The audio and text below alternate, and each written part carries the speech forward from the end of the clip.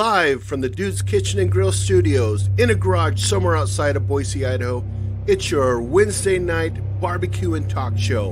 And now your hosts, the Dude and Monica.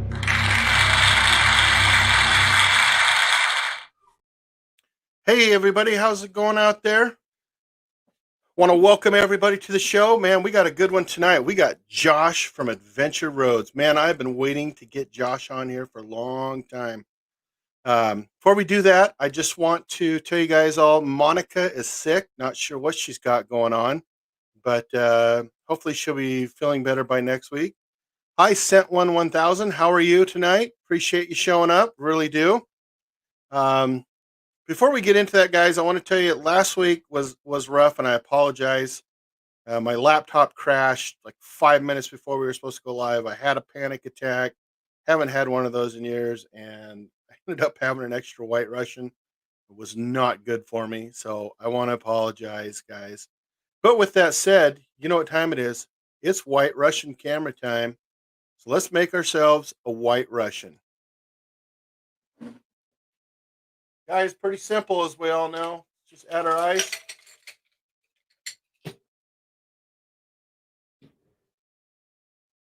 Add some vodka to it. Nothing crazy. About that much will do. Add a little Kahlua. We don't have to fill this thing all the way up. Add a little Kahlua. And then you can use heavy cream or half and half. I use half and half. That's what I like. So there you guys go. There is our White Russian. Stir it up. All right, guys. Let's get on with the show. All right, like I said, our guest tonight is Josh. And hey, it looks like we got Craig on. Hey, Craig, how are you, brother? One thing I want to show you guys real quick, and I think this is just great. This is the coolest thing in the whole world. Check this out. Steven from Cooking with Steven and Jacqueline made this for me, this thumbnail. Love it. God, that guy, he could do this for a living, I think. So guys, with that said, let's bring Josh in. Josh, how you doing tonight? Hey, I'm doing great. It's nice to be here with you tonight on the Dude's Kitchen. Right on. We're glad to have you. Josh, what do you think about this thumbnail? My buddy Steven from Cooking with Steven and Jacqueline made this. This is cool, I think. Yeah, I like it. Might have to borrow him and see what pictures I can send him, see what he can spruce up. There you go. Very I think nice. he's got a job there. Yeah, very nice. Yeah. Want to welcome Topher from Whisk and Knives to the show. We're going to talk about him a little later on. We've got Jared from Frack Daddy Barbecue. Welcome. Lep from Leprechaun TV. Welcome, guys. Welcome. All right. So, Josh and I. Josh, you ready for some questions? I am ready for some questions. All right. Where are you from? Where were you born? Okay, so for one, I'm in Michigan. And Michigan just loves their geography by the hand. Oh, yes. So, yeah. So there's the thumb. We are up near the Pinky area. Okay. Right so on. I was born in southern Michigan, and basically about the creases below, they call them flatlanders, and then we're northern Michigan, and then you have the Upper Peninsula. So you have the bridge that connects the Lower Peninsula and the Upper Peninsula. Gotcha. They call that the Mighty Mac, the Mackinac Bridge. Oh, okay. And so if you're below the bridge, they call you trolls. And if you're up in our area, we call the city people, Detroit and all them who come up here, we call them fudgies because they come up here and buy all the fudge. Okay. That's great. I love that. Yeah. Cool. Yep. It looks like we got Daddy Dutch Barbecue on. Hey, Kent, how are you? Who knows who? Welcome. All right. Josh, you got any animals? We had a English Mastiff for a long time, and she's been in some of our videos. She is still living. She's quite elderly. She's like 10 and a half, so which is pretty old for a Mastiff. But we are now empty nesters. So we have a family who's often watched her, and they're retired and have grandkids, and we've put her in her forever home with them, and we've visited them a few times. It's just a good situation with our schedules and not having kids here to let her out and all that type of stuff. That's cool. So I'm real happy with the situation. Right on. Right on. Uncle Chuckles, how are you this evening? Thank you for showing up. Appreciate it. Other than your channel, what do you do for a living? What's the day job? The day job is I'm a deputy in the Corrections Division in Grand Traverse County, Traverse City, Michigan. Okay. How long have you done that? I'm going on 16 years, so it's pretty much everything from occasional warrant arrests, mainly working in the jail, doing the processing, sometimes bailiff court work, and then also prison transports. So that's some of the general duties. So like today, I was running the control center, which is the security cameras and who's coming in, who's going out, which inmates are going to which sections, that type of stuff today. Doesn't sound real boring, actually. Every day is different. I bet. Yep. I bet. So when you were a kid, did you want to be a deputy or did you want to be something else? No. No. I think I literally stumbled on the job. One day we went camping and I picked up a paper, and this was, almost back in 2005. So I picked up a paper and we were camping and I said, hey, they're hiring. Maybe I'll check it out when I get back. And then they were hiring 10 people out of 600 applicants, and I was fortunate enough to get the job. It's a good job. I actually enjoy the people part of it. Even with the inmates, I've got a good rapport with the inmates. So that's cool. Yeah, I enjoy that. I enjoy that part of it. Autumn Rhoades. I'm guessing this is your wife. Oh, Duke probably. the Hazard turned deputy. Yes. I love it. I think everybody's got that inner bad boy where within reason, where you pull for the bad guy on certain things, Yeah, exactly. So, and guys, if Uncle Steve's here, hello, Uncle Steve, appreciate it. If you guys have any questions, like I said, Monica's not here today due to the flu, so just maybe put hashtag dude or something like that, or hashtag questions, and I'll make sure to get to them, guys. So fascinating. The bad guy, yeah. But then the bad guy goes to jail and you take care of him. Right. Yeah. Yeah, I have seen about everything. I mean, it's kind of like the old Paul Harvey, when Paul Harvey would give those stories. Oh yeah. And so then each day it's like, yeah, they're real. Yep. So looks like we have my cousin Patty Joe Cooking. Are you gonna hop on here, Patty? You got the link. You can be the third wheel here, buddy. So Patty Joe Cooking is actually a cousin of mine, and he lives in Melbourne, Australia. We're very distant cousins. Yeah, that's cool. One of these days, he and I are going to be the bad boys of Melbourne for about 2 weeks. I have a feeling. If I could go to another country, Australia would be right up towards the top of the list. That's for sure, as far as a visit. I agree totally. Yep. And it's like just go down there when it's winter here. Go down there because it's summer there. Yeah, exactly. Yep. Right on. So, what inspired you to create your channel? I think I did one in 2015. My wife and I, we just kind of put together a video and just for fun. I think it was a motorcycle trip video or something I might have did with some of the guys, but and then I think right towards the end of the kids being done with school, just one day we thought, you know what, we do so much different things. It's like, if nobody watches it, we got memories, and let's just do them. There you go.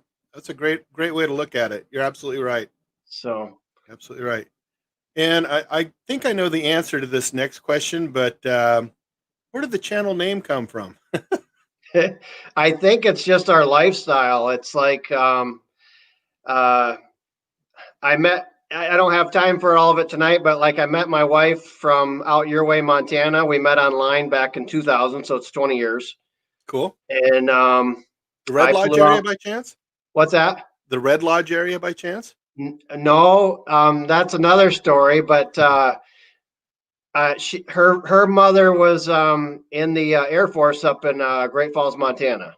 Oh, my stepdad was stationed there years So ago. then, anyways, I flew out there, met her family, and we met on the internet in April of 2000. I was in a fantasy baseball league, and then I met her on a. I was looking for some baseball stuff because I was in a shop, and this internet was brand new to me back then, and I ran across her on a.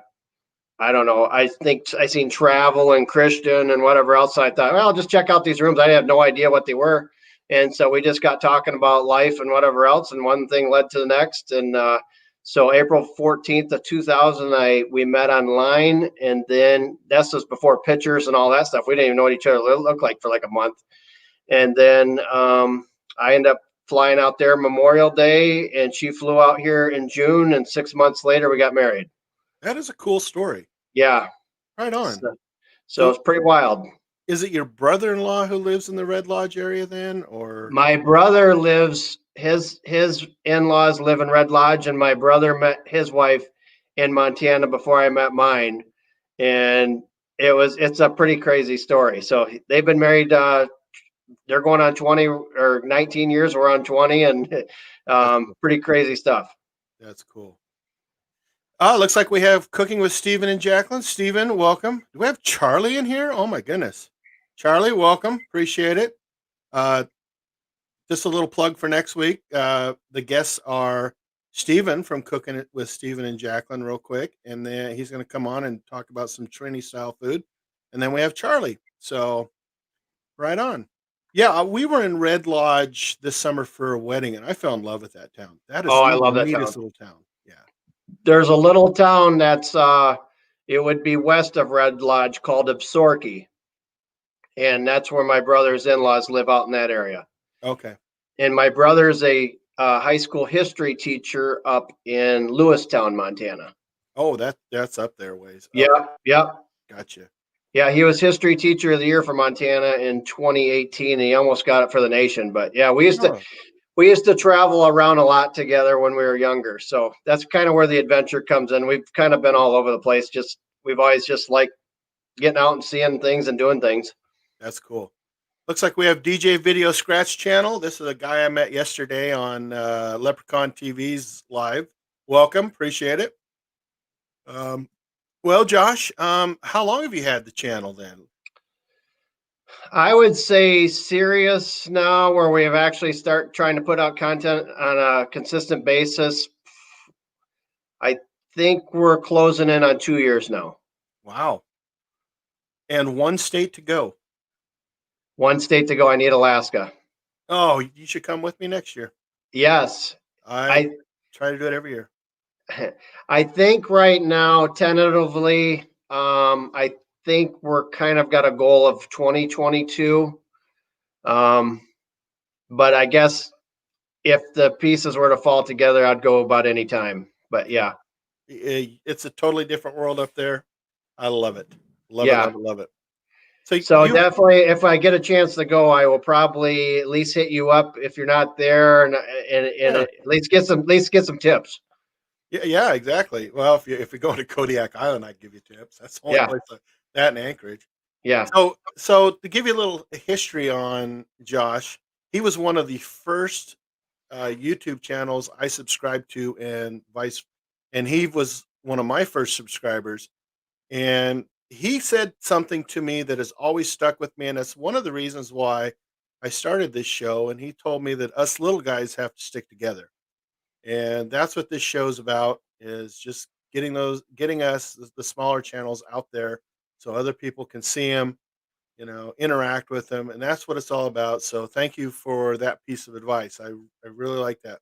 And I remember also that we missed you in Yellowstone by less than a week. I remember hitting you up and going, "Are you in Yellowstone?" And you're like, "No, I was there early last week." I'm like, That would have "Oh, been man." that would have been really cool. Yeah, that would have been awesome. Well, maybe sometime. I'm sure we're gonna cross paths at some point. That'd be Oh, pretty I'm cool. sure. Well, you have the, Airbnb, Yes. and That's one of these days, I'll definitely stay there. so right now, that's where I'm at right now. Okay. Because we have better internet here. Oh, hey, So guys, look at this. Look at this background.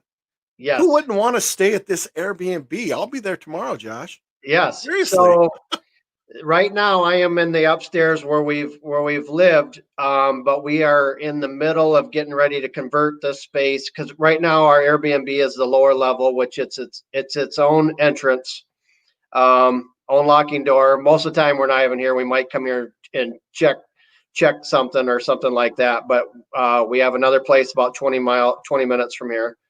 And so, anyways, the lower levels, 2 bedrooms. We have a video with that, and then so yeah, we're at 100 reviews now and doing really good with it. That's So great.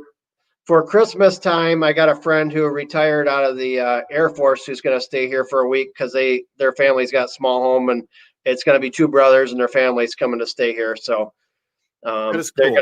going to use the entire house. We're going to have it set up for them. We have a pool table downstairs, and this is a real wood fireplace behind me, and downstairs there's a gas fireplace. Okay. So Is that the fireplace that, you had on your channel not too long ago? nope, that's out at the what we call the ranch property. Okay. So we're getting ready to get that hooked up and probably do a video with the people putting it together, I guess. Okay. Looks like So your dad's here. Scott Rhodes is here. oh Welcome, yep. Scott. Appreciate it. Thank you, everybody, for, being here. I really do appreciate it.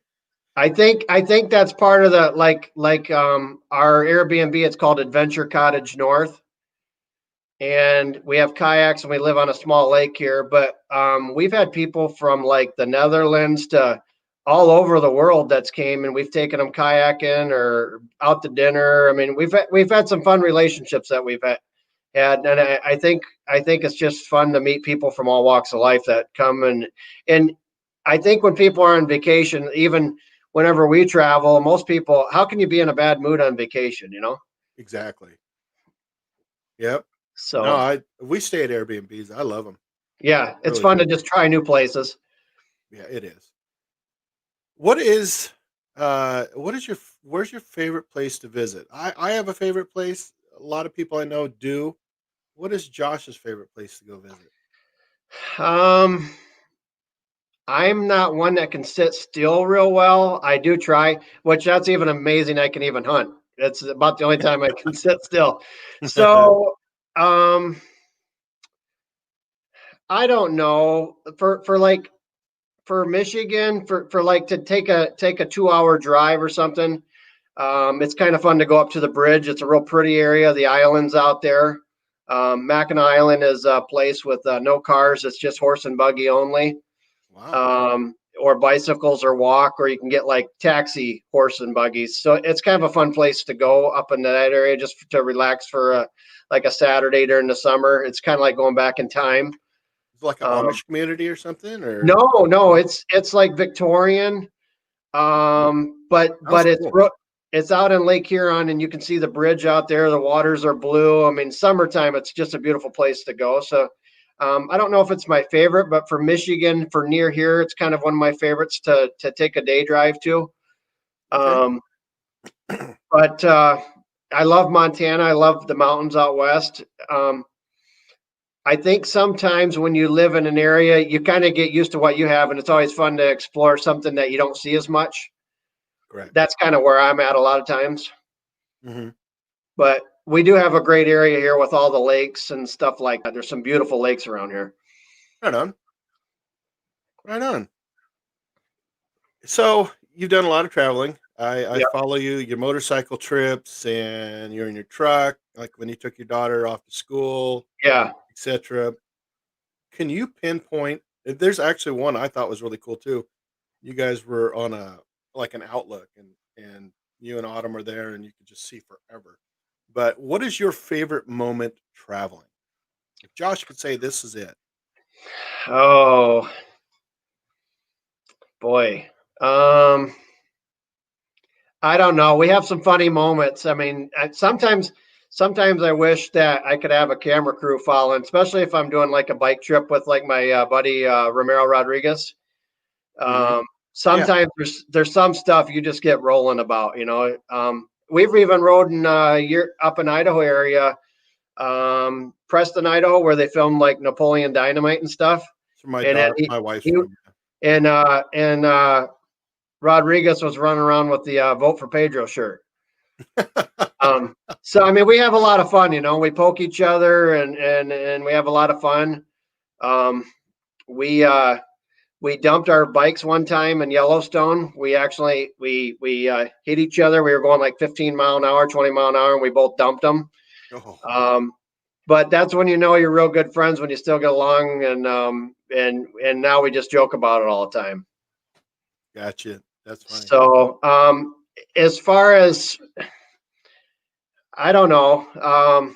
We've taken kids, like we took kids like 3 years from Michigan all the way down to Oklahoma to a kids church camp. And it was like a Western camp where they could ride horses and stuff like that. And it was like an old West town. It was a really cool camp for kids. And the one year we bought a van that held like 15 passenger. And on the way home, we broke down. It was like 100-degree heat, and we had to cross an interstate to get to a McDonald's. And so that was quite the adventurous trip. But when we took trips like that with kids, we didn't do any McDonald's, no Burger Kings. It was all mom and pop restaurants. Um, go to Civil War battlefields. Go find a mill out in the middle of the. I mean, just oddball stops, you know. Um, Sure. so stuff like that. That's cool. That is cool. So, on one of your recent trips, you met an old vet Yes. from Vietnam, I believe. Yes. Tell us about his bottle opener. I thought that was awesome.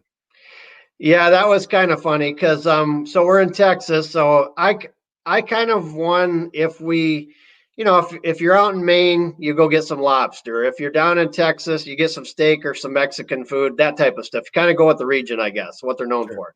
So, anyways, we're down there. It's a hot day, 100 degrees, and I decided to. I told Ram, his name's Romero. I said, "Hey, I'm gonna buy one of these Mexican pops." So I bought one of these Mexican pops, and I'm getting ready to walk out the store. And I go back to the clerk, and I said, "Hey, the cap was on tight."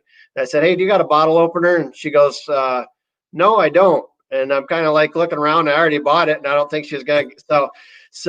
Anyways, I was gonna use the countertop or something, try to get it off. Then the old boy was sitting right there, and he goes, "I got a bottle opener. Bring it over here." And so I go over there, and I get talking with him, and he had his issued Vietnam bottle opener spoon. It was like kind of like the Swiss Army knife that they gave him. It was what they issued him. So that's probably a 50-year-old bottle opener. So he started telling me I just ask questions, and I try to be, if you know, I really I respectfully.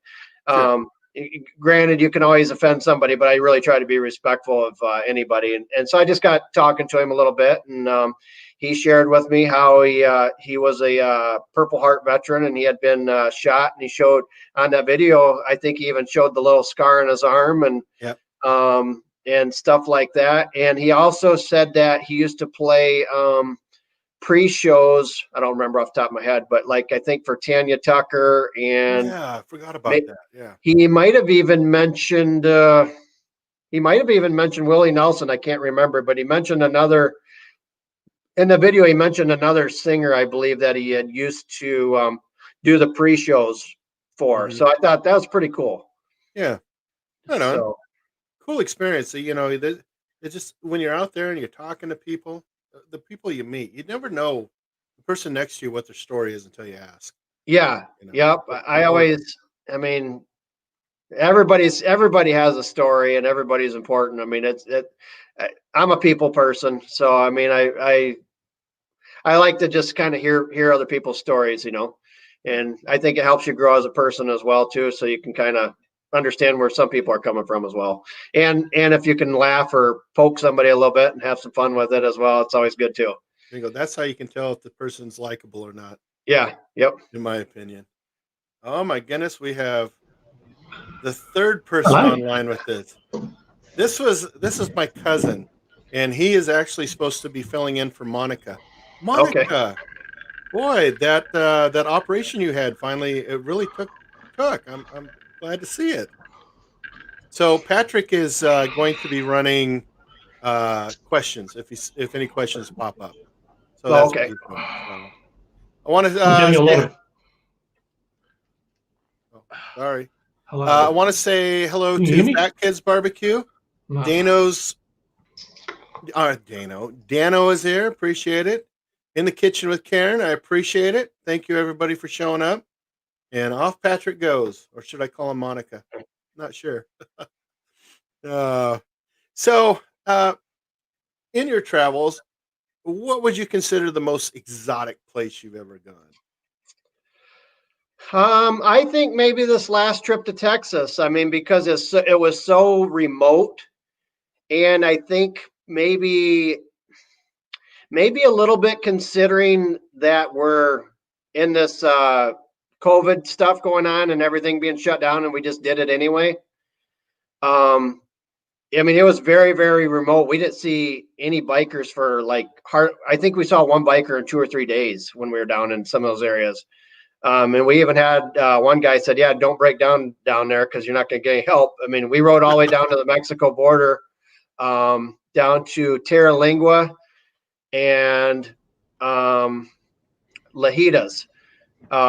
So that Terra that little bar restaurant called the Starlight Theater, that was that was a kind of a very unique type of place to go to a restaurant. It was kind of like going back in time, like, like 1890 or something, and these rock walls and stuff like that. And there was an old cowboy up there playing on the porch, and it was black. I mean, it's so black you could see every star in the sky out there. I mean, you could see as far as you could see of nothing. I mean, pretty desolate country. So It's like being at my in-laws. They live south of Pocatello, Idaho, which is north of Preston.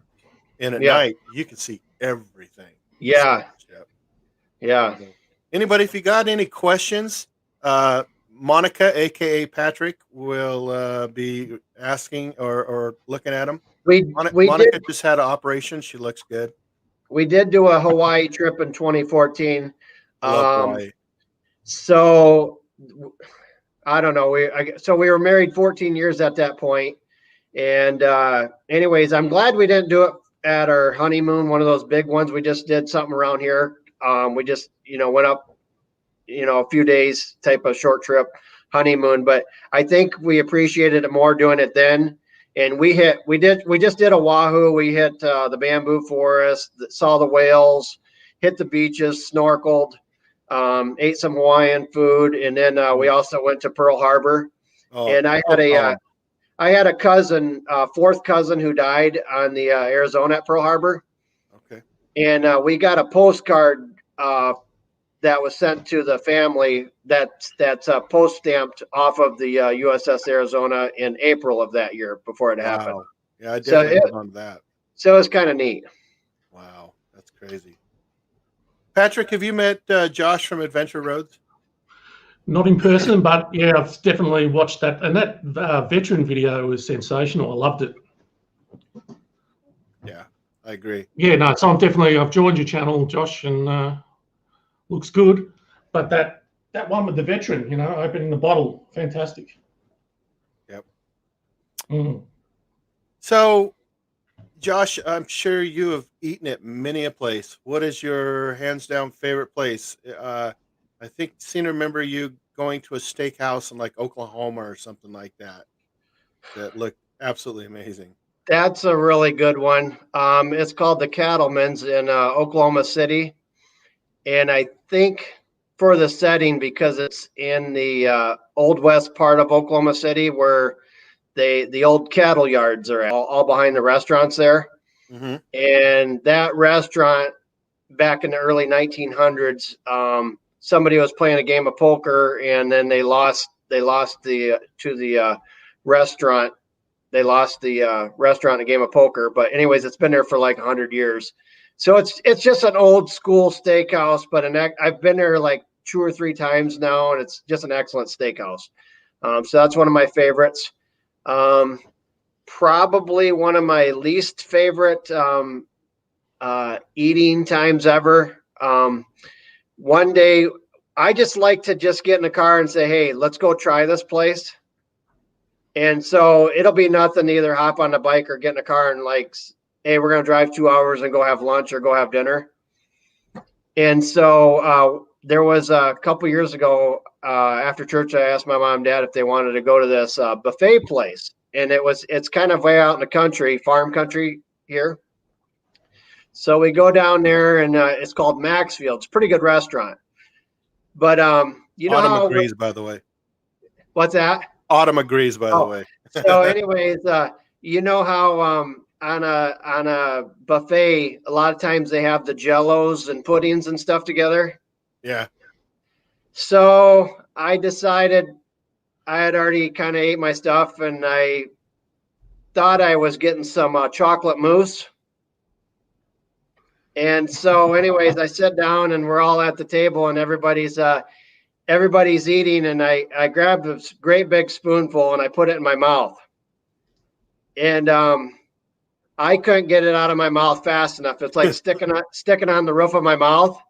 And my mom goes, "What's the matter?" And I said, "I don't know what's in this. It's nasty." I mean, and I'm like trying to spit out half of it. I've already swallowed. And the waitress is off on the side laughing. And then she comes over and she goes, "You must have ate the liver pate." Oh, nice. Yeah. Very nice. So anyways, I have never ate that before. And I mean, or since. Delicious. You're sitting there eating a nice meal and you think, okay, I'll go have a little chocolate mousse and just a big old spoonful. And I had no idea what it was. And boy, that I don't know how somebody eats that. Yeah. It's delicious. That's a great story. That sounds like something you'd make, Patrick. Oh, I eat it all the time. All the time, man. All the time. Scott says you had to be there, but no, I can imagine. I can only imagine the look on your face. Yeah, I would probably have something similar. So So the point being, sometimes my curiosity can get me in a little trouble. I bet. I want to welcome Recipes with Resa. How are you, my friend? Resa. Resa's in. And Rick from Rick's Barbecue and Specialty. Guy's moving from Mexico back to Texas. Looking forward to meeting him soon. So, and Laura from Cypress. In. Yeah, Laura, man, we got a great turnout. People like you, Josh. Great turnout. Well, make sure you click subscribe, hit like, and share with your friends. I'll take all the help I can get. So, what's your favorite dish to make? Oh, liver pate. No liver pate. Probably, I like to make a brisket if I have a Saturday off. You know, like a long day to just sit out there and cook a brisket. I like to do it. A guy at my work I like to season it all up and cook it with a can of Coke. Okay. And I like that really well. I also like some of our like venison beef nachos. I like that real well. Ooh, that sounds good. So I'm a meat guy. Definitely, I'm a carnivore. One of my favorite barbecue places is Arthur Bryant's in Kansas City, Kansas. They got all the old boys there. That's cooking them and everything. And I've been there a few times, and it's been really, really good. Was that one of those places that's got like the guy that's worked there for like 40 years? Yeah. And mopping stuff. And, yes. Yeah. And I think what a job. There's, some restaurants too may not always be the best food, but some of them you go to for the experience. Sure. And one of them I can remember is there's an amusement park that's in Ohio that's like 6 hours from here. And so one time we took a bunch of kids down to this amusement park, and I took them to this place in Ann Arbor. That's where University of Michigan's at. Okay. and there's a burger place there. They call it Blimpie Jim's, and it's kind of cafeteria style. It's very old. It looks like 1970 in there. And you get your tray, and they're frying up burgers. And they talk really fast, and you're going to get whatever burger you're going to get if you don't answer their questions fast. And that's about the way it is. That's and awesome. And so we had kids there, these are teenagers, 13, 17 years old. So these guys in there, they've been in there a while, and they really know how to kind of talk the smack and jab them and stuff. And so they're talking fast. And this one kid, they have like glass bottle pops. And one kid, he's got this pop, and he's like, 80 pounds soaking wet. And he's like, "Kid, I don't think you need a diet." And he goes, "Can't you read?" And he gives them like a real Coke, because the kid actually grabbed his Diet Coke, and and I mean, they just talk really fast, and the whole atmosphere, it's just entertaining to listen to embark at everybody. So I want to welcome Cody Rhoades. He is saying that place was crazy. Yeah. So Cody also mentioned your brisket, said it was killer. What's your secret? I like to season it really good overnight. It's been a little bit since I've made the last one, but probably we can do barbecue in the winter, but it's just especially cooking on wood, it gets a little harder to maintain those temperatures in the real cold. Usually I like to season it really good the night before, and then do about 6 hours, and kind of keeping a good baste on it with like an apple juice. And then about the last 6 hours, put it in a tin foil pan and cover it with foil. They kind of call that, I guess, like the Texas cheat. And then usually it's got a real good smoke flavor and super tender. Gotcha. So do you have like a go-to rub, or do you make your own rub? Or I'm kind of like a rub and a sauce guy. So I like to constantly try new ones type of thing. So, but yeah, I've had some from like Arthur Bryant's I've brought home before. I need to try to sometime order some of this Gator Shake that you've been doing. I say, I got a deal for you. I'll talk to Uncle Steve. And so Gator Shake and the competition cow powder. All of his competition products are the bomb. Yes. So it's just fun to try different ones. But yeah, that's definitely one I'd love to try. Right on. We got Kenneth from What's New Barbecue. Welcome. Kenneth has a Facebook show, and like North Texas. You'll have to remind me what it is, Kenneth. But man, those guys are cranking out briskets all the time, and great stuff. So now my wife Autumn makes very good enchiladas and lasagna. She makes those two things really well. Nice. You can't go wrong with a good enchilada or a lasagna. I mean, seriously. Yeah. To me, they're kind of like meatloafs, right? They just three of them. It's you either got it or you don't. Yeah. And I've had people go, "Oh, my enchiladas are awesome," and you're like, "Oh yeah, they're okay. They're great. They're great." And you're like, "But a good enchilada, there's nothing quite like it." Yeah. Yeah. So, your favorite dish is brisket. I dig that. What kind of do you? I know you have a Weber kettle. What kind of smoker do you have? Ours is, I think that's partly what our channel's about as well. Like the smoker outside is a homemade one. Mm-hmm. The wheels are off an old horse-drawn manure wagon, and I've had that about 15 years. Yeah, I was hoping you'd get there because that's cool. So I think that's part of the channel as far as like I've cooked on it before, and then I've tried to announce the guy who made it, and maybe put his Facebook link in there, stuff like. I like to see I guess you see, like you say, the little guy doing good, or maybe it inspires somebody that maybe can't get that particular thing, but maybe they know somebody in their area and know a welder or something. Say, hey, this guy has this. Can you do something similar or tweak it to how they like it? Correct. Tell us a little bit about that smoker. That's cool. Mine is, it's like I said, it's on horse-drawn manure wagon wheels. They're big steel wheels, and basically it's like two-sided. It's got two different lids that come down. So one side can be a warmer, or sometimes, or you cook two things at once on it, type of thing. My dad has a very similar one. My dad makes really good ribs.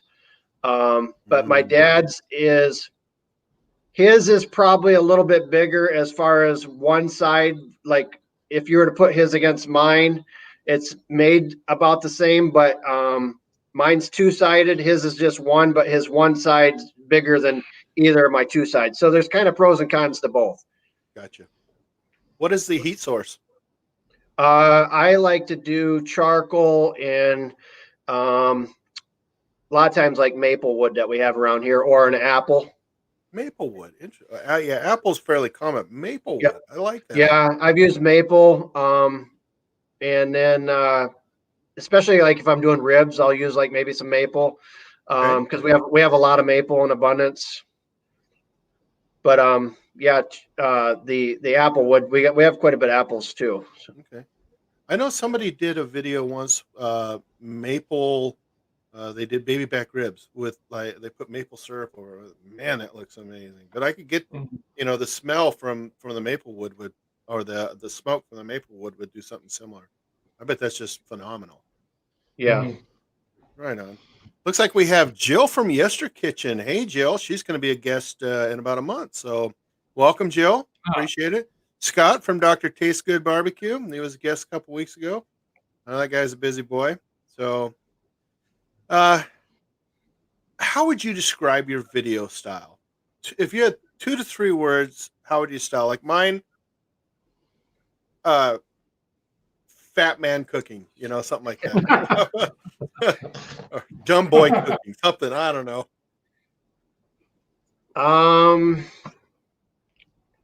I don't know. We're eclectic. We can't even, we're just, I guess you never know what's going to be on there next. Mm-hmm.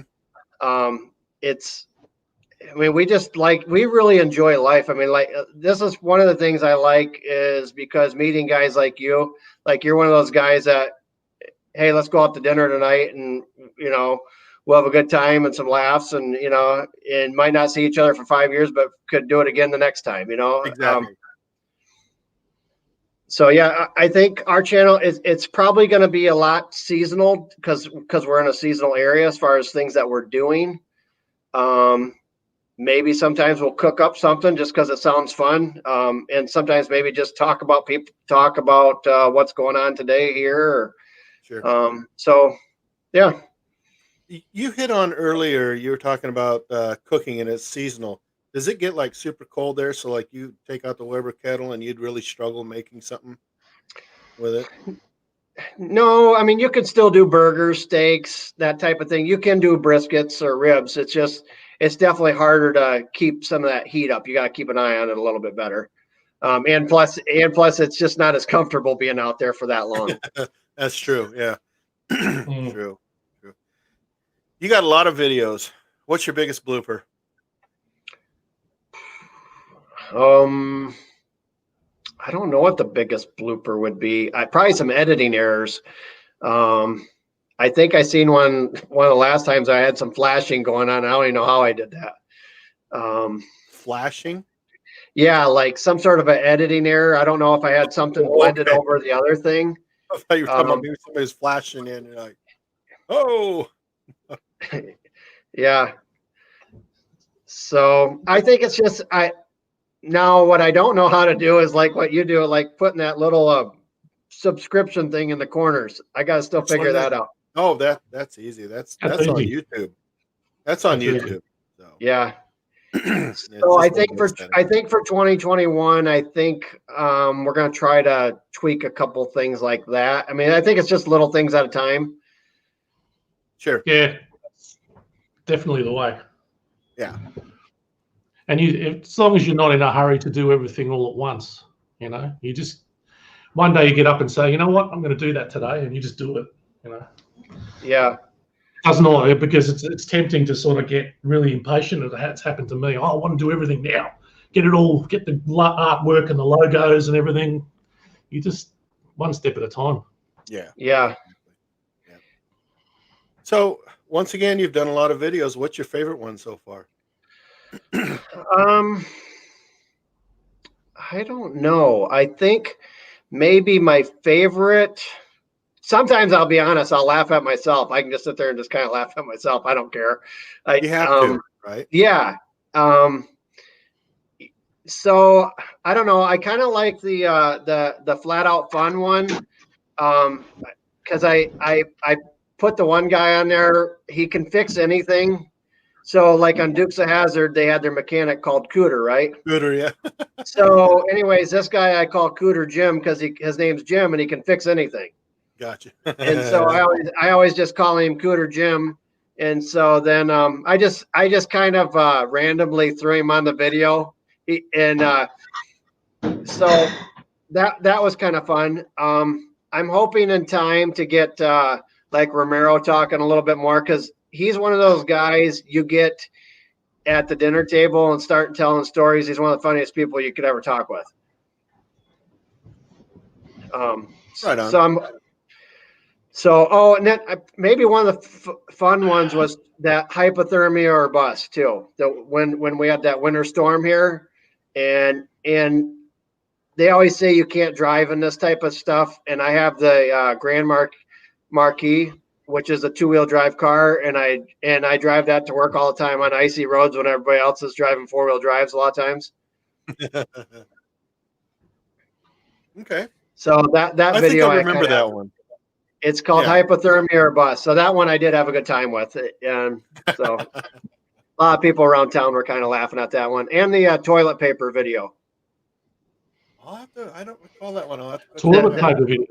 Yeah, the mystery toilet paper where I was throwing, because of the toilet paper shortage, I was putting some toilet paper out on the side of the road to let people pick up. Yes, now I remember. Yep. Oh, that was awesome. I did one where I took a paper towel and cut it in thirds. Yeah, I remember that. You're right on. Oh, I remember that one. Yeah. Yeah. I haven't seen your one though, Josh. How long ago was that one that you did? That would have been probably in the springtime, maybe May, somewhere in there. Yeah, that's yeah, it happened here too. People just bought all the toilet paper. Yeah, we got the restrictions here in Idaho where you can only buy 2 packages now and all that good stuff. So. That's still happening there? Oh yeah, it's crazy. How's it in your neck of the woods, Josh? It's crazy. We've just come out of 6 months of a lockdown, and who knows, man? Day by day. Yeah. How about you guys, Josh? Today was the start again where they're putting the restaurants on lockdown, and it's pretty frustrating. Yeah, it's tough. So I feel real. Yeah. I'm there with you. I feel for them. My son and sister both work at the same restaurant, and they're looking at shutting them down again. And this time they don't have that extra security with unemployment. No, it's like $350 a week isn't going to really get you very far. No, especially when you have a $1,200 house payment. Seriously. So, right. Yeah.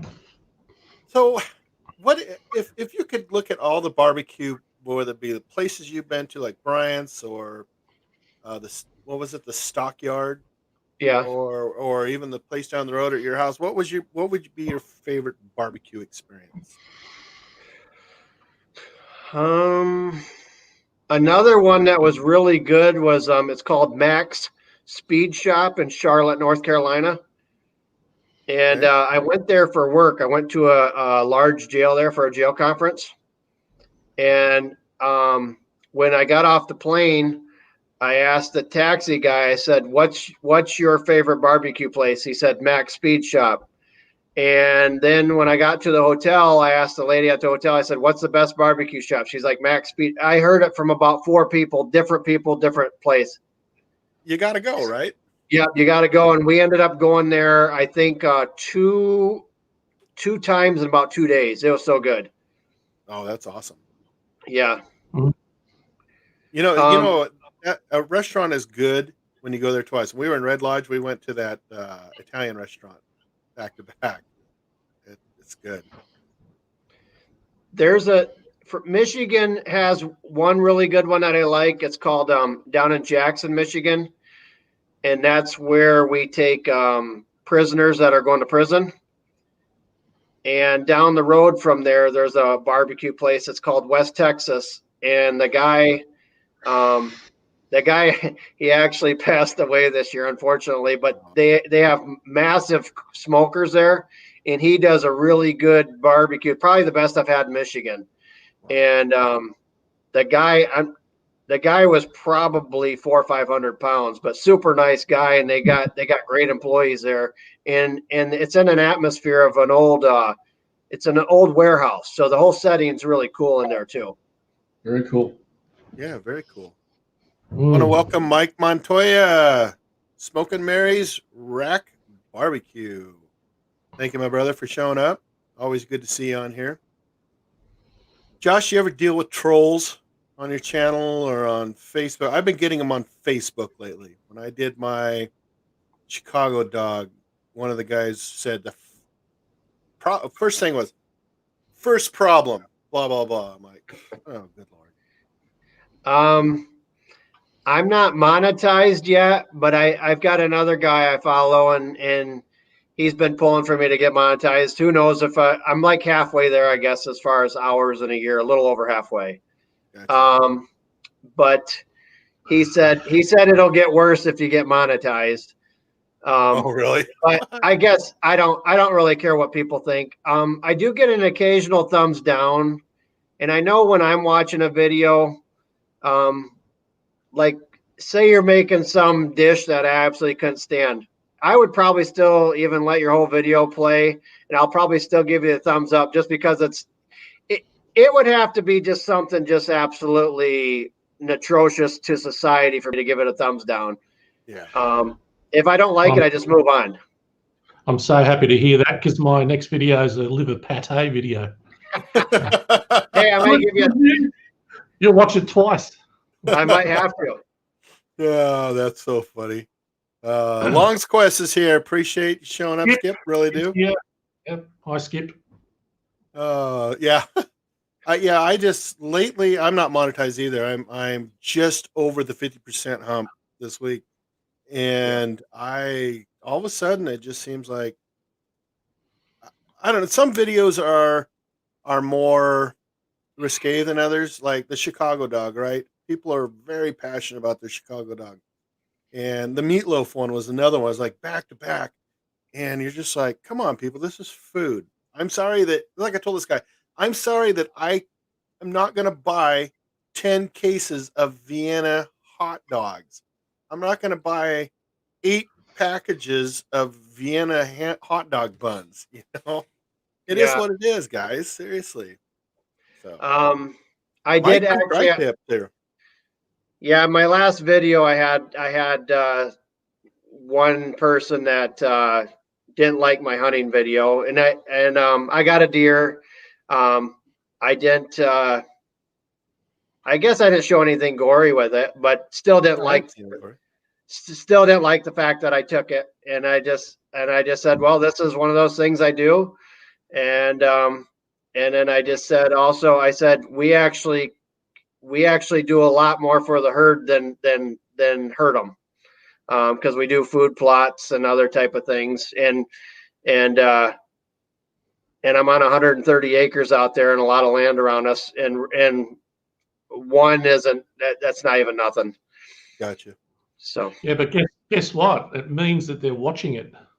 Yeah. There you go. If you get a bad comment and they're going through it, they're saying, "Oh, in 2 minutes and 57, and then 4 minutes you did that wrong." They've watched it. That's great. You just say, exactly. "Thanks for watching." Yeah. Thanks for watching. Don't let the door hit you. Yeah, that's right. Thanks for watching. I mean, if I watch something that I don't like, I just don't comment. I look at it. You guys are gonna not like things I do. I'm gonna probably not like things you do. Sometimes I don't even like things I do myself. However, I'm gonna choose it. My dad's always taught us this. chew the hay and leave the sticks. There's always usually more good than bad. Yeah. Yeah. True. Very true. And the pate I'm going to make is raw liver. I'm going to eat it on camera. 2 likes. Hey, send me the link. I'll watch it for you. Put it on loop. Yeah, there you go. I'll There probably you have nightmares for a week. All right. Well, Josh, if somebody was going to make a movie about you, who would play you? I love asking this question. I got Danny DeVito last time, but I don't really know. I'm kind of an old soul, but I was just watching him the other night, and I always kind of liked him. So I probably like Robert Duvall. Kind of like he kind of plays that good guy with the edge. Yeah. And I just like to have fun with stuff like that. Like when he did the movie Open Range, the Western, he kind of great movie. Yeah, he's buying the chocolate in the store and then giving it to the owners, because they couldn't afford it themselves. Correct. Yeah. No, that would be a good one. Yeah, I could see that. Absolutely. Robert Duvall is great. Wasn't he in the first True Grit? I think you might be right with John Wayne. Yeah. My dad would know maybe if he puts a comment on there. I don't know if he's on here or not, but I think he was one of the bad guys in True Grit, I believe. I do like a lot of old westerns. You were talking about restaurants earlier, kind of an off the wall one. Yeah. If you like a bakery, there's a bakery south of us about 2 hours. It's called Cops and Donuts. So there's a lot of irony with this bakery. The bakery is like 100 years old, and it was going to go out of business back in like 2008. And so some cops in this little town of Clare decided to go in and buy this bakery and save it. So they changed the name it's called City Bakery to Cops and Donuts. That's a great name. So you know how you go to a bakery and they have day old donuts. Uh-huh. So their day old donuts, they're in another case and they call them parolees. Parolees. Yeah. And then anyways, you know how Autumn said earlier that I like the Dukes of Hazzard and all the bad boy stuff. Uh-huh. So anyways, when I was down there at that bakery, they had those lick and stick tattoos. Yeah. So anyways, I bought one down there, and then I put one on my arm there when I was in uniform working in the jail, and it was a cop that had a donut wrapped around him. and so anyways, the one day I'm doing my head count going through cells, and then some of the guys are coming up to the bars because they notice all the little details all the time. And some of the guys are coming up to the bars and they're like, "Rhodes, did you get a tat?" And I pulled it up. Yeah, this helps keep the Hell's Angels off my back. And so they're all laughing, and it lasted like 2 weeks with Saran wrap. That's funny. Pretty good. Yeah, cops and donuts. I like, and Prolies. That's great. Yeah. All right, I got to ask you, and I'm going to switch cameras here for a second, because we ask all of our guests this. Whoa. This is the White Russian. I like it. White Russian. Looks like but Josh, looks like the White House. Cilantro, Team Cilantro or not? I guess I'm gonna go with not. Oh! Oh, no! Monica's not here. Yes, she is. She got a The liver pate video's got cilantro in it, so you're really going to be tested. All right. 3-3. Wow. 3-3. Well, see, there you go. It made it exciting. Oh boy, this is a close game. Man, Charlie, you'll get Charlie on. He'll even it up. Can Stephen and Charlie next week. Stephen will love it, surely. Yeah. Oh yeah. Yeah. I think I've seen him Josh- use it in a few videos. Yeah. Sorry. Josh, you've been a great guest. Oh, by the way, Cody does say that Robert Duvall was in True Grit. So, Yep. as a very young man, though, I believe. Well, Yeah, he would have yeah. to be. That movie's 50 years old. So, Yeah. Yeah.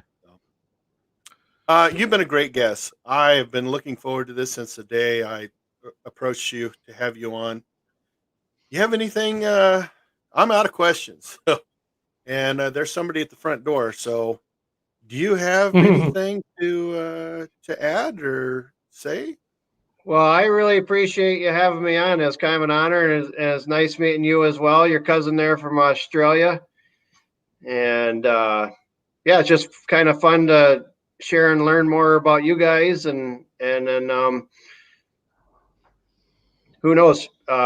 We've tried to do a couple lives. It's been a little tricky, I think, with the hookups here, but I think we're trying to learn. But yeah, this is kind of fun. Yeah. Well, if you ever need any advice or whatever, just hit me up. You know how to hit me up. You know how to reach Yeah. me. So, yeah, I love lives. I look forward to them 6.5 days a week. On Wednesday mornings, I'll wake up going, "Oh, I'm so tired. Do I really need to?" And then after about 30 seconds, like, "Oh, cool, man. I'm so ready." And then the rest of the day, I'm kind of like off in la la land, thinking about questions and throw everything together, and and trying to do my job. And yeah, but it's great. It has been awesome.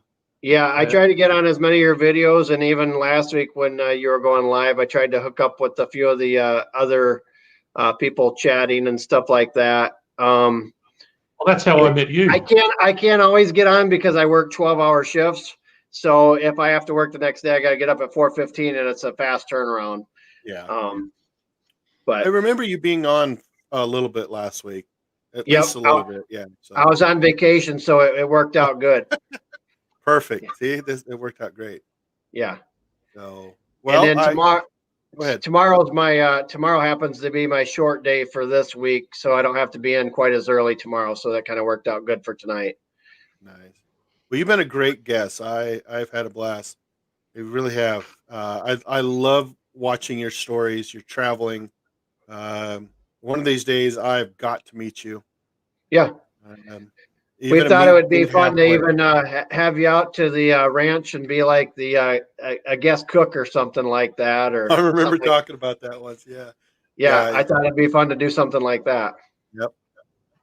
So, well, thank you again, Josh. You're always welcome, Josh, on the show. All right, you, Josh. Anytime. I appreciate it. Did you have something else? No, I just said thank you. Oh, thank you guys. You guys have a great week, and it was a pleasure being on here tonight. It's the accent, Josh.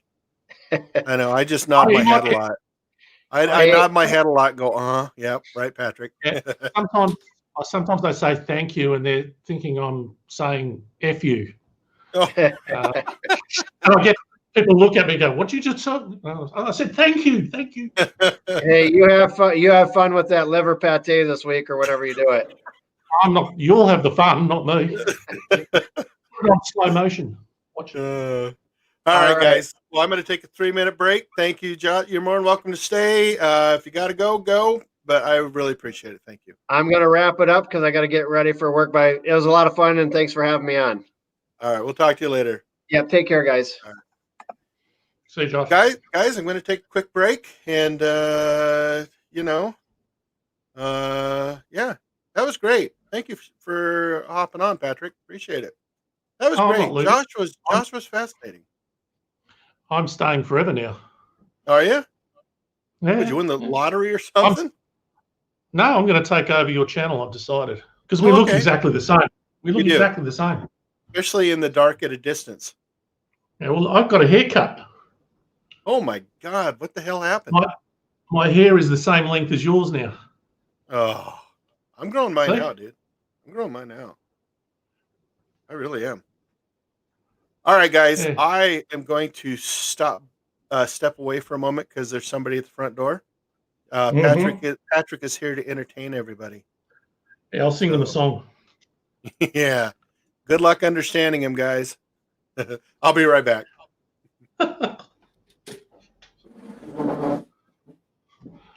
Now, Resa, you said before, person who is constantly telling me how to fix my thumbnails, telling me if I do, then I'll get popular. Well, I mean, it's good that they watch, and it's good that they leave comments. I mean, you just say, yeah, thank you, great idea, wonderful. I had one, a while ago. I mean, I haven't had many negative ones, but the guy actually said, he made some sarcastic comment about the lighting on my video, and it actually made me think about it and do something about it. So that was a good thing, you know. I just said thanks very much. I mean, but some of it's trivial and stupid, but some of it, you know, some people are just trying to be helpful, I suppose. But it means that they're watching. That's the thing. That's the thing. And Craig, you're still there. You want the lottery numbers? Our lottery is not until Saturday night, Craig. So you're gonna have to wait, mate. But I tell you what, it'll be worth the wait, won't it? It's gonna be great. Millionaires. Wheels, glorious life on wheels. Hello. I'll just be back. I've got to get another beer. 1 second.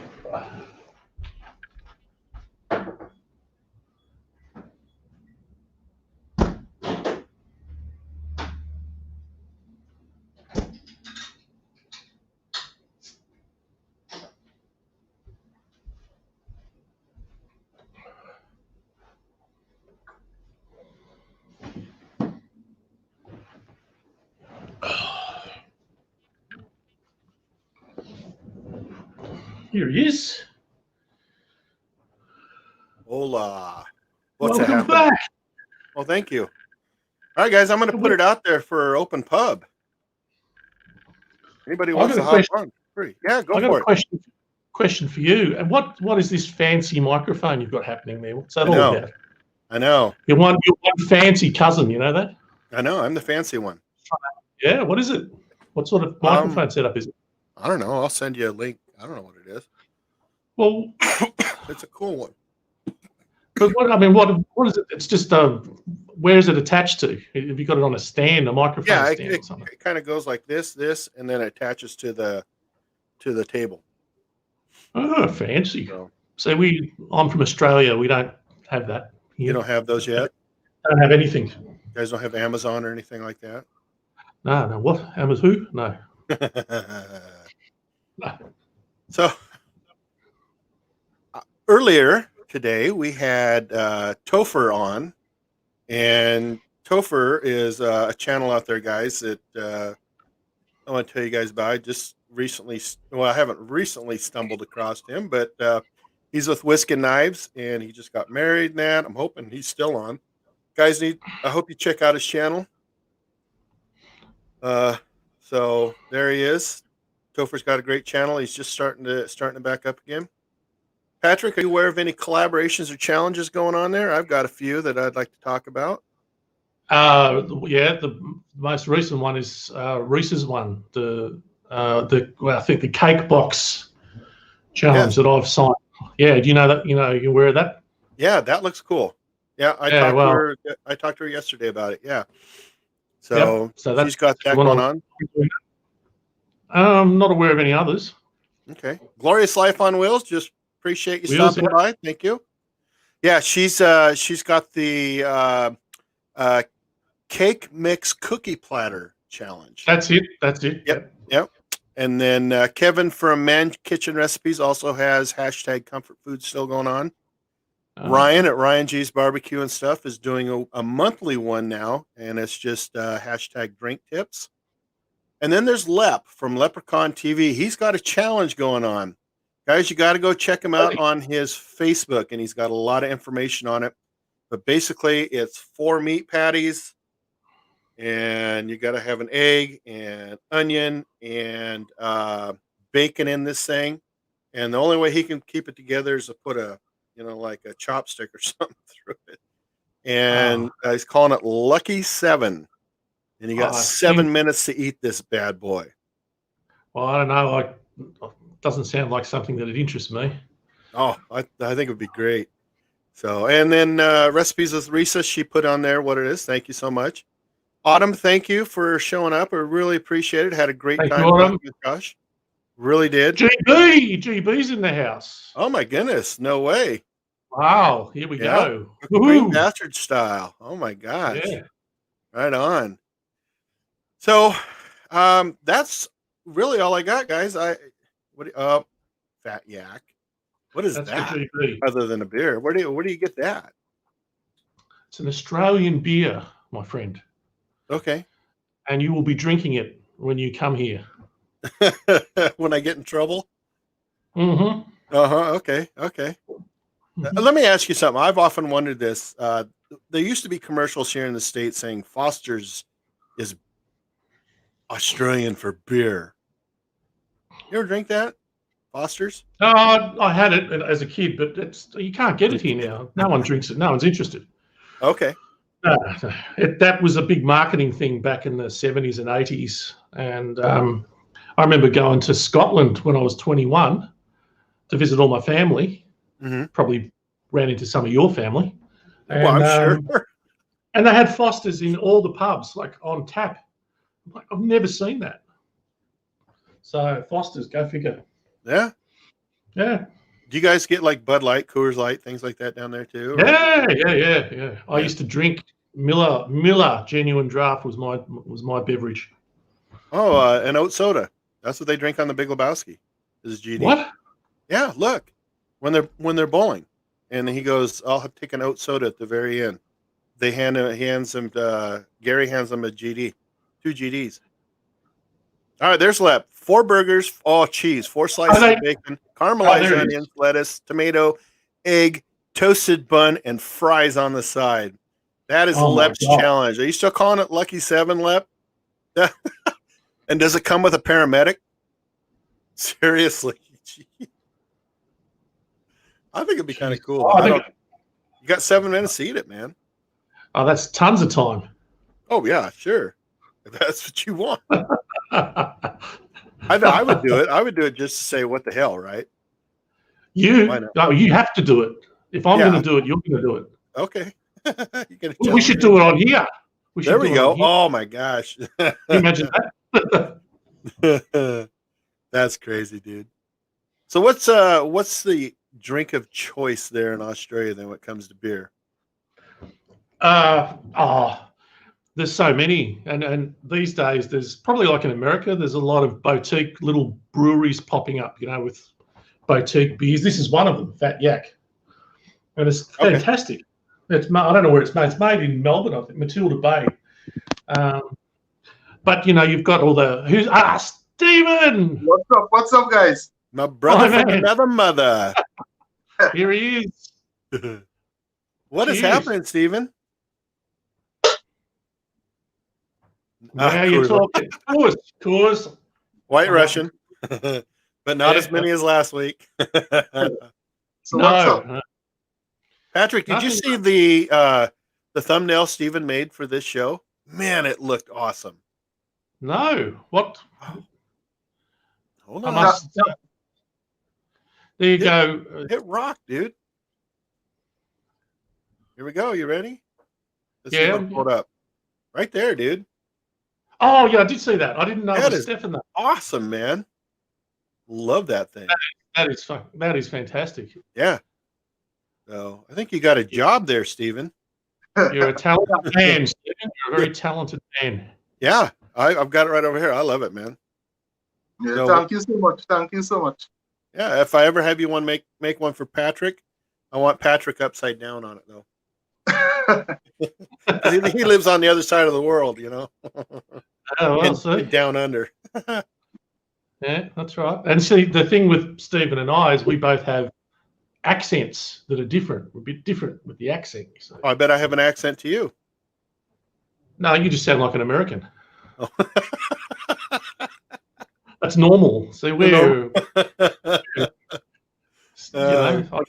funny looks like it. And I tell you what, it happens on my videos. Probably, I don't know if Stephen's experienced this, where you get the impression that they might not have actually understood what I just said in that video, and because the comments sometimes they get it a bit wrong, and I think it's not them that aren't watching it; it's me. They just don't understand me. So Mike, Yep. Mike, you'll need a translator for next week Wednesday. Yep. I think what I want to do is, and if you're cool with it, I'll just bring you on for just a few minutes, and talk to us about Trini style is what I'm looking for. Yeah, no Trini problem. style, like if you were going to make a turkey or something. No problem. Right on. And then we got Charlie on afterwards. So is Stephen, are you on next week, Stephen? Is it next week? Yep. Yes, Next I am. Wednesday. Yep. Sweet. So for us, it's Thanksgiving the next day. And I all of a sudden have this real fascination, Patrick, with Trini style foods.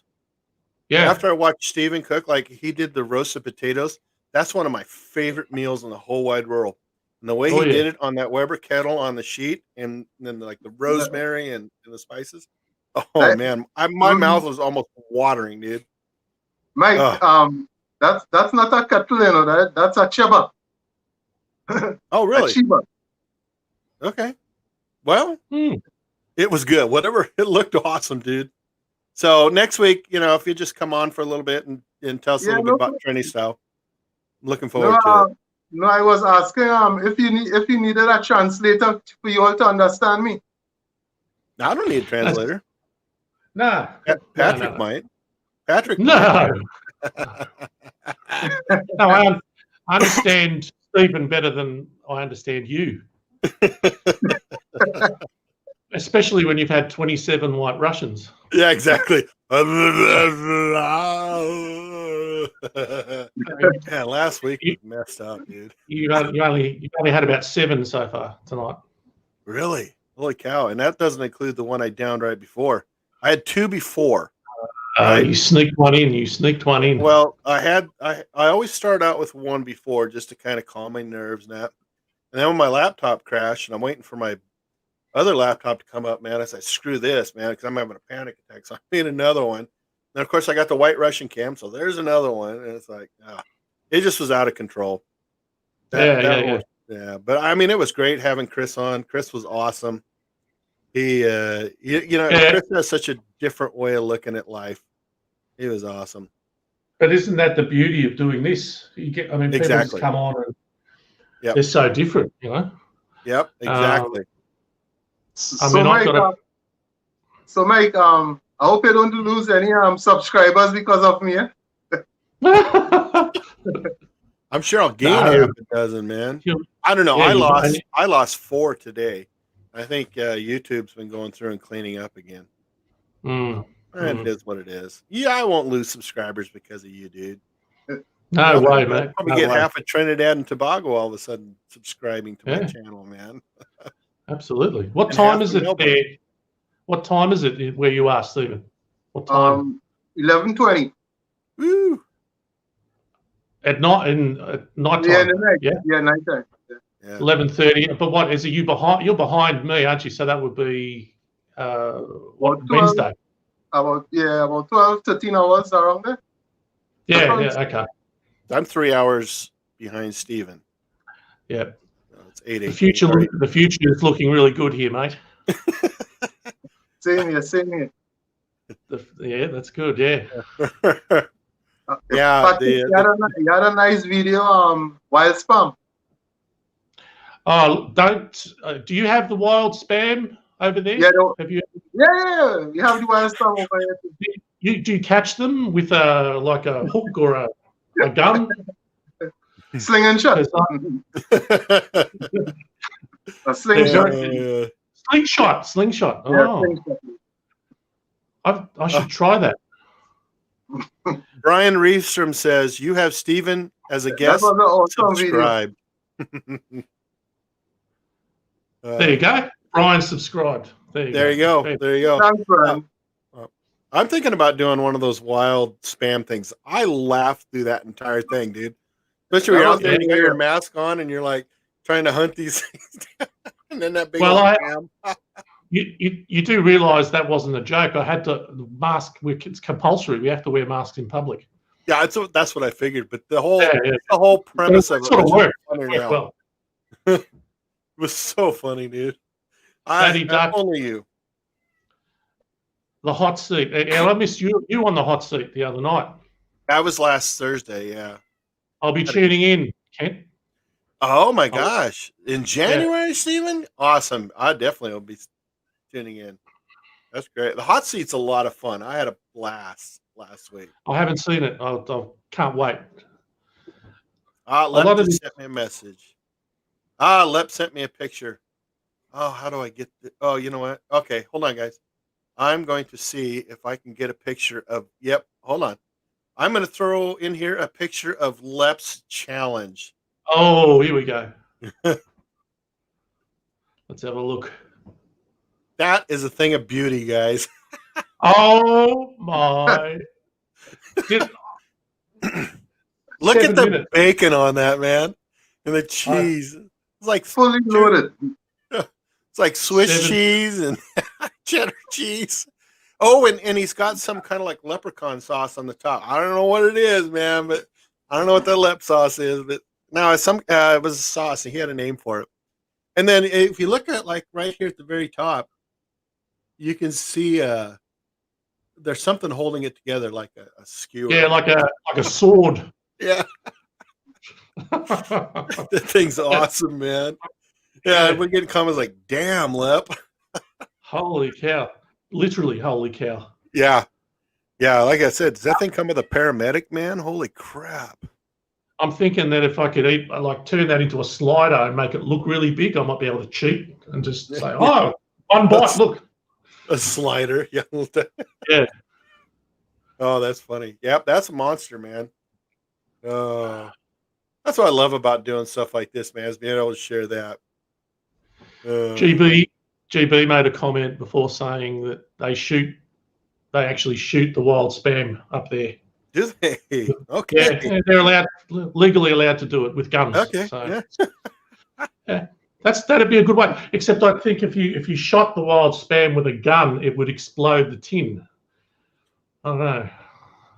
It kind of becomes roadkill at that point. Like, yeah. You just kind of pick up the pieces, right? I like the slingshot. Sounds better because it would knock the spam out. There you go. Yeah. Yeah. Maybe fall unconscious. Knock it over. Yeah. A slingshot. Yeah. Patrick, that was one hilarious video. Thank you, Stephen. Thank you. I want to do.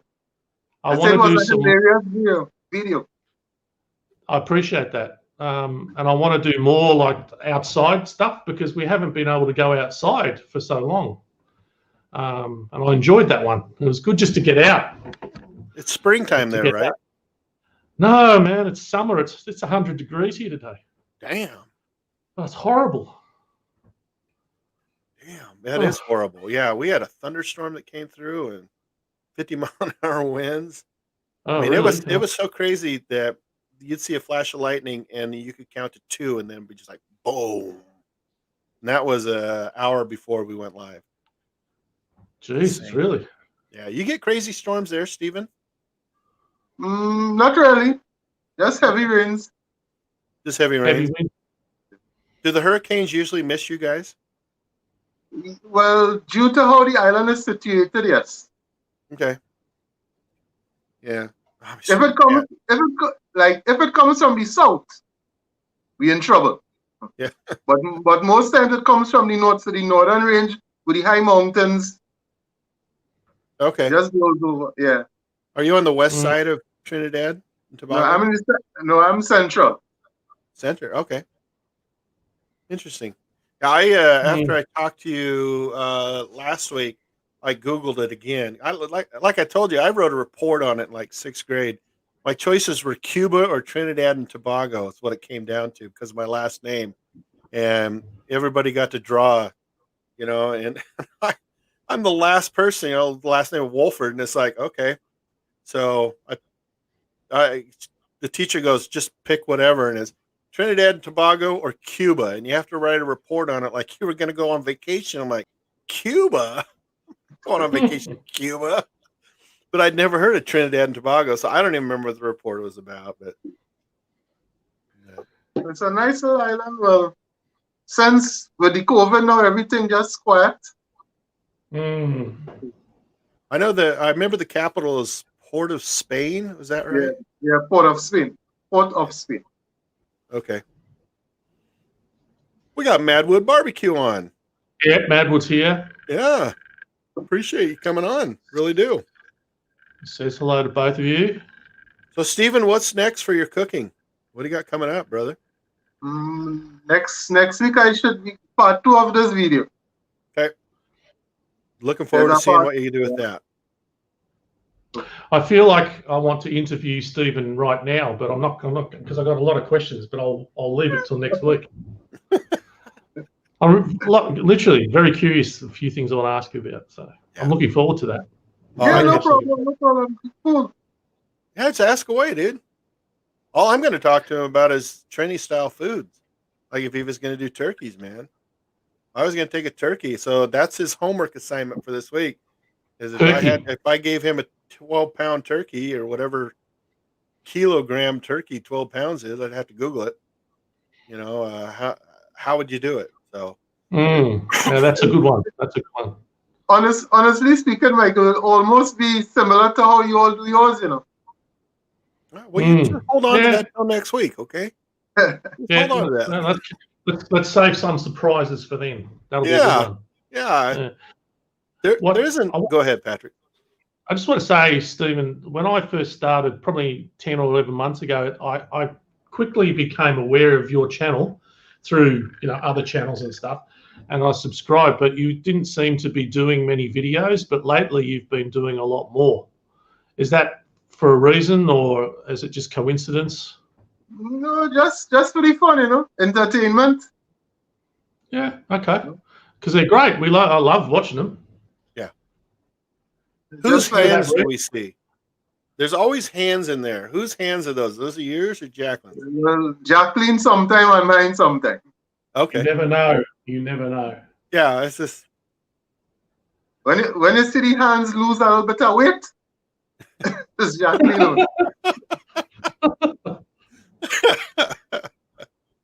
I want to say goodnight to Resa. Thank you so much, my dear, for showing up. Resa, thank you. Bye.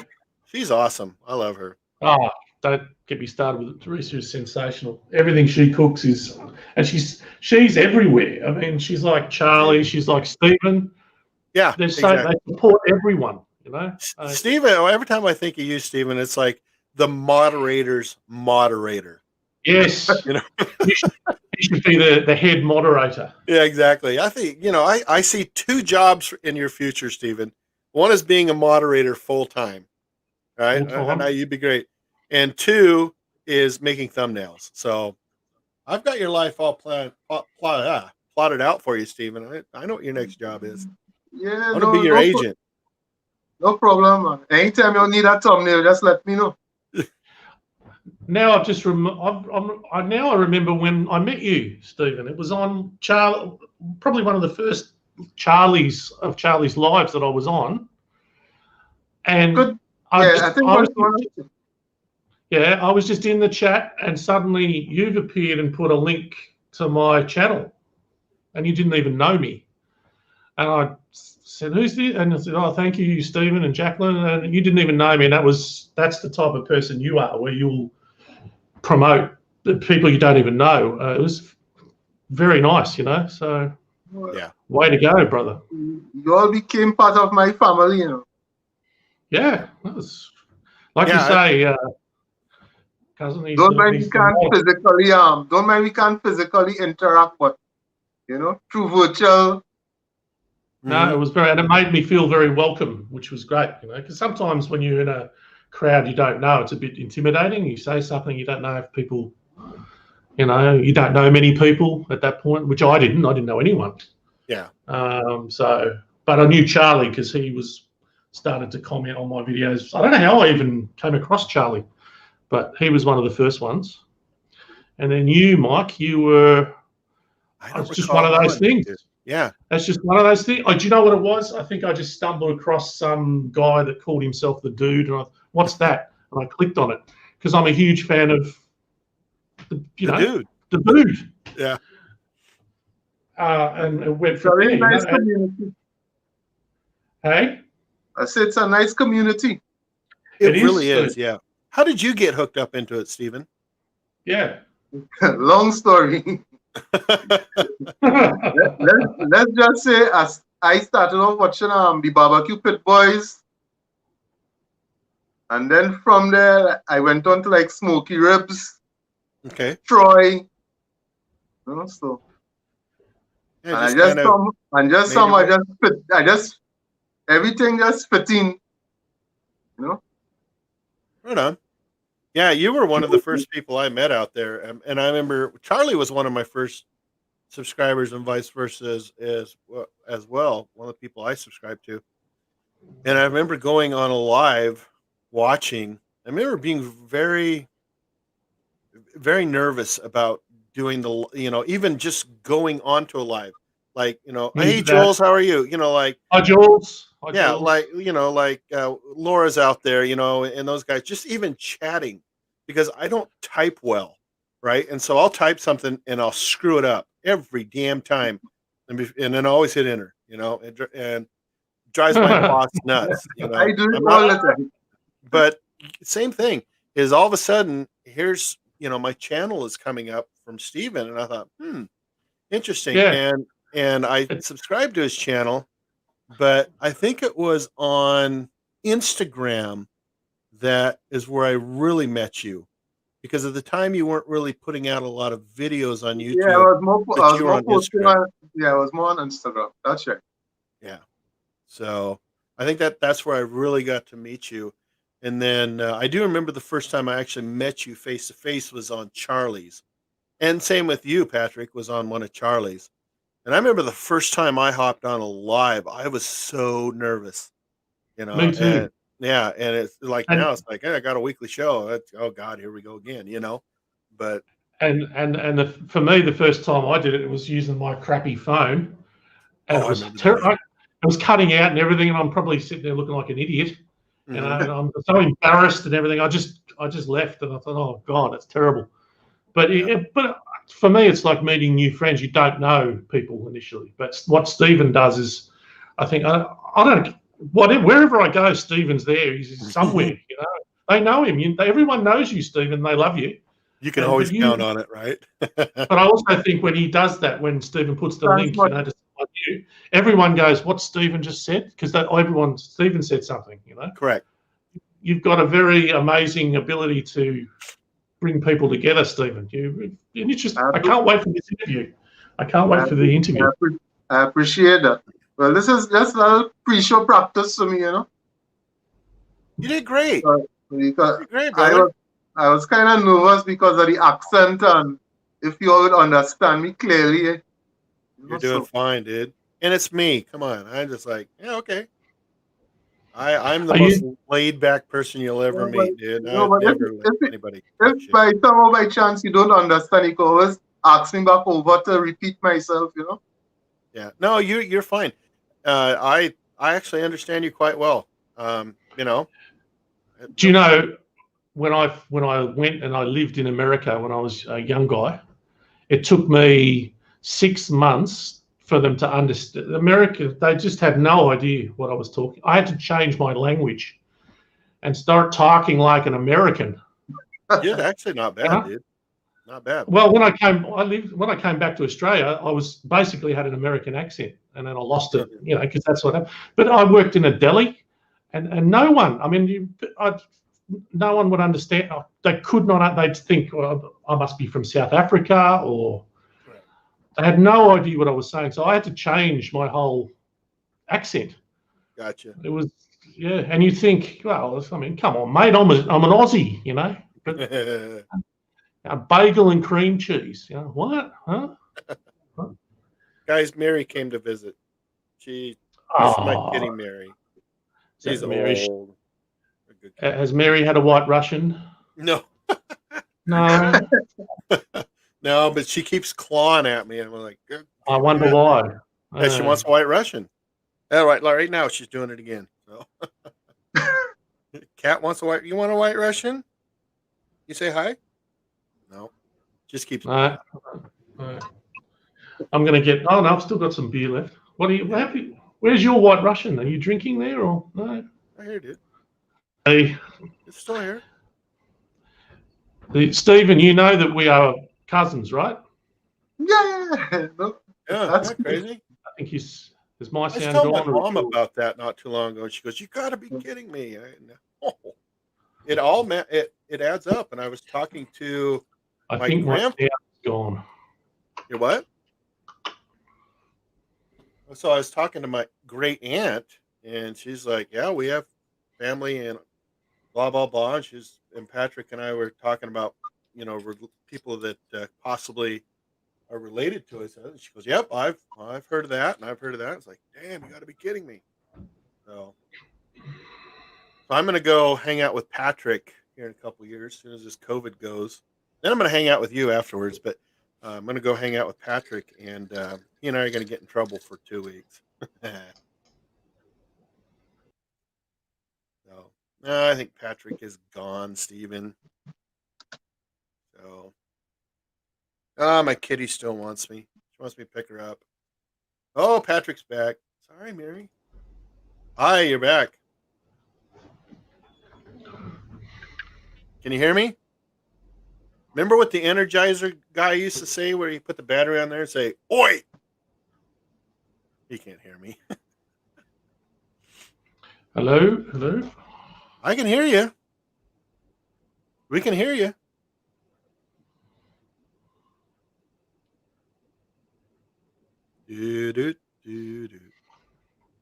It's probably those cheap Australian batteries.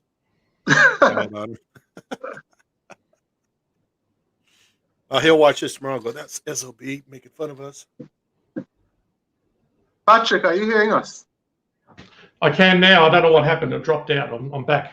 It's a cheap Australian batteries, dude. Must You be remember the guy that I think he used to put batteries on and he'd go, "Oi!"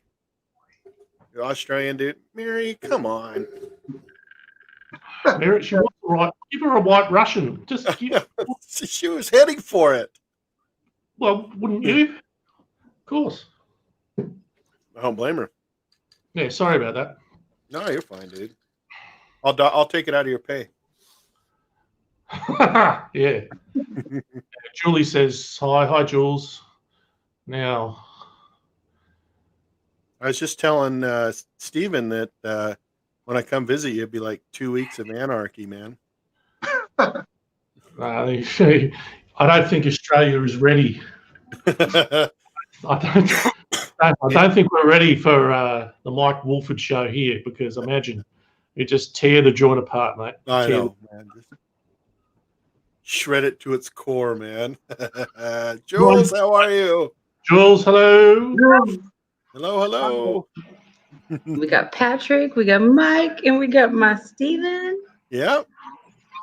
I'm All doing the cool okay, kids. full of beans. Ooh, Let me mute my other screen here. Hang on. very nice. Do you see Lep's hamburger? Holy crap. Yeah. That thing, Yeah. the leaning power of Cheesa Yeah. Pleasa, I guess. I don't know. That thing is I was immense. telling these guys that nobody thought it's funny, but does that thing come with a paramedic? Jesus. Right. It's like a heart Imagine attack. your cholesterol after eating that thing.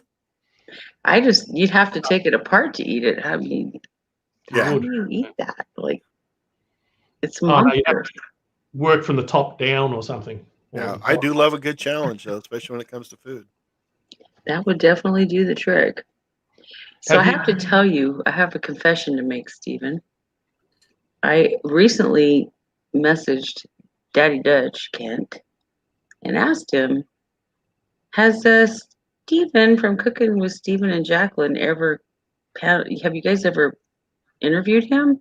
He's like, no, we haven't. I go, I think you should. Like, he's like one of the best supporters out there for all the YouTube channels.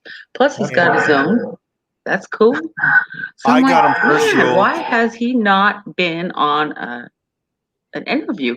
And then I I got him see first. this tonight, and I'm like, ooh, Mike. Well, this is a double whammy July because 5th. I got him next week also. Fantastic. Well. Thanks so much, dude. All hail to the Dude Show.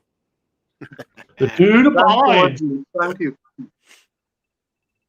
He's the moderator's moderator, Just man. looking out for my friends.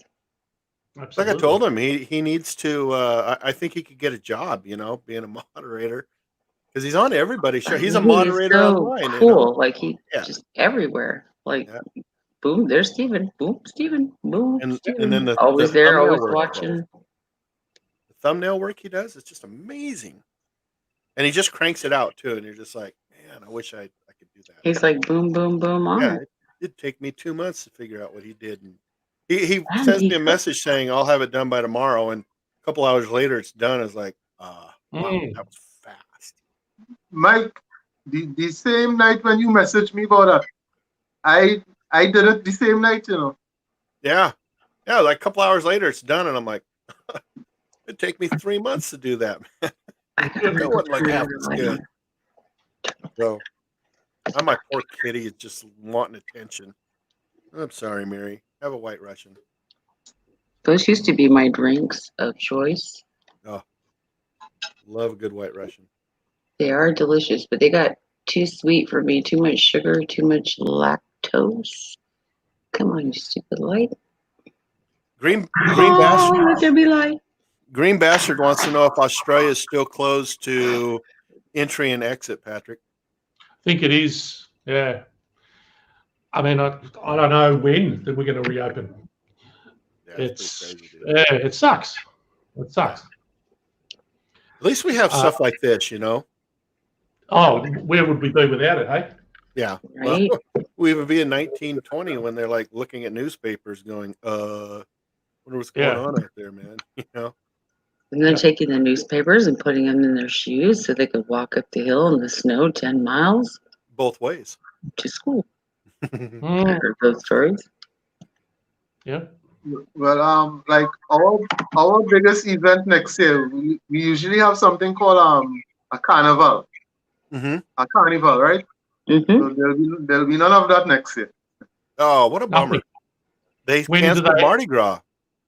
Well, did they this year? Because I Yep. thought they did the Mardi Gras earlier this year, and there was a lot of hoop-de-doo about COVID and everything. I just read a thing that they canceled Mardi Gras.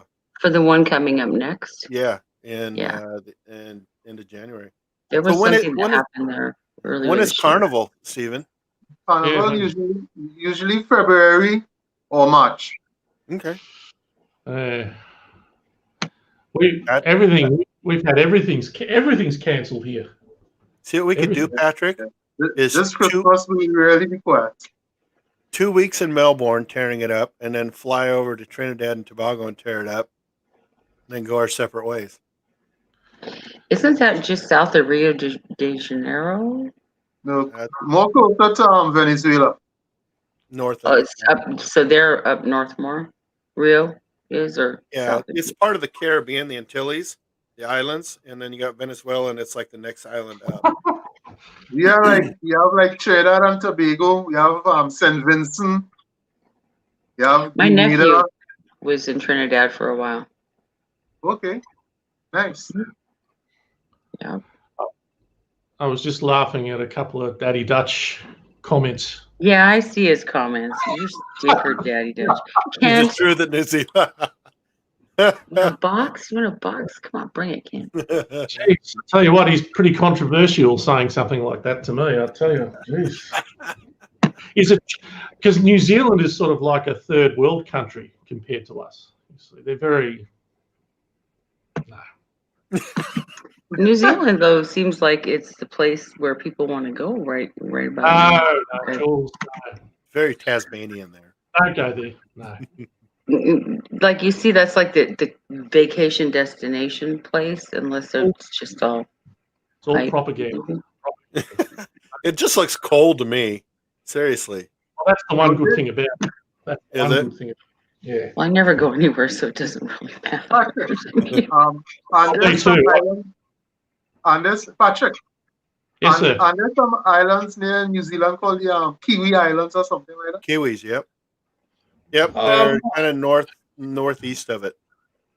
Oh, well, just ask your host. The only reason why I was looking at as I'm a history buff, especially World War II, and I came across a map today that talked about World War I of all things and the expansionism of the empires, and the Kiwi Islands were on there.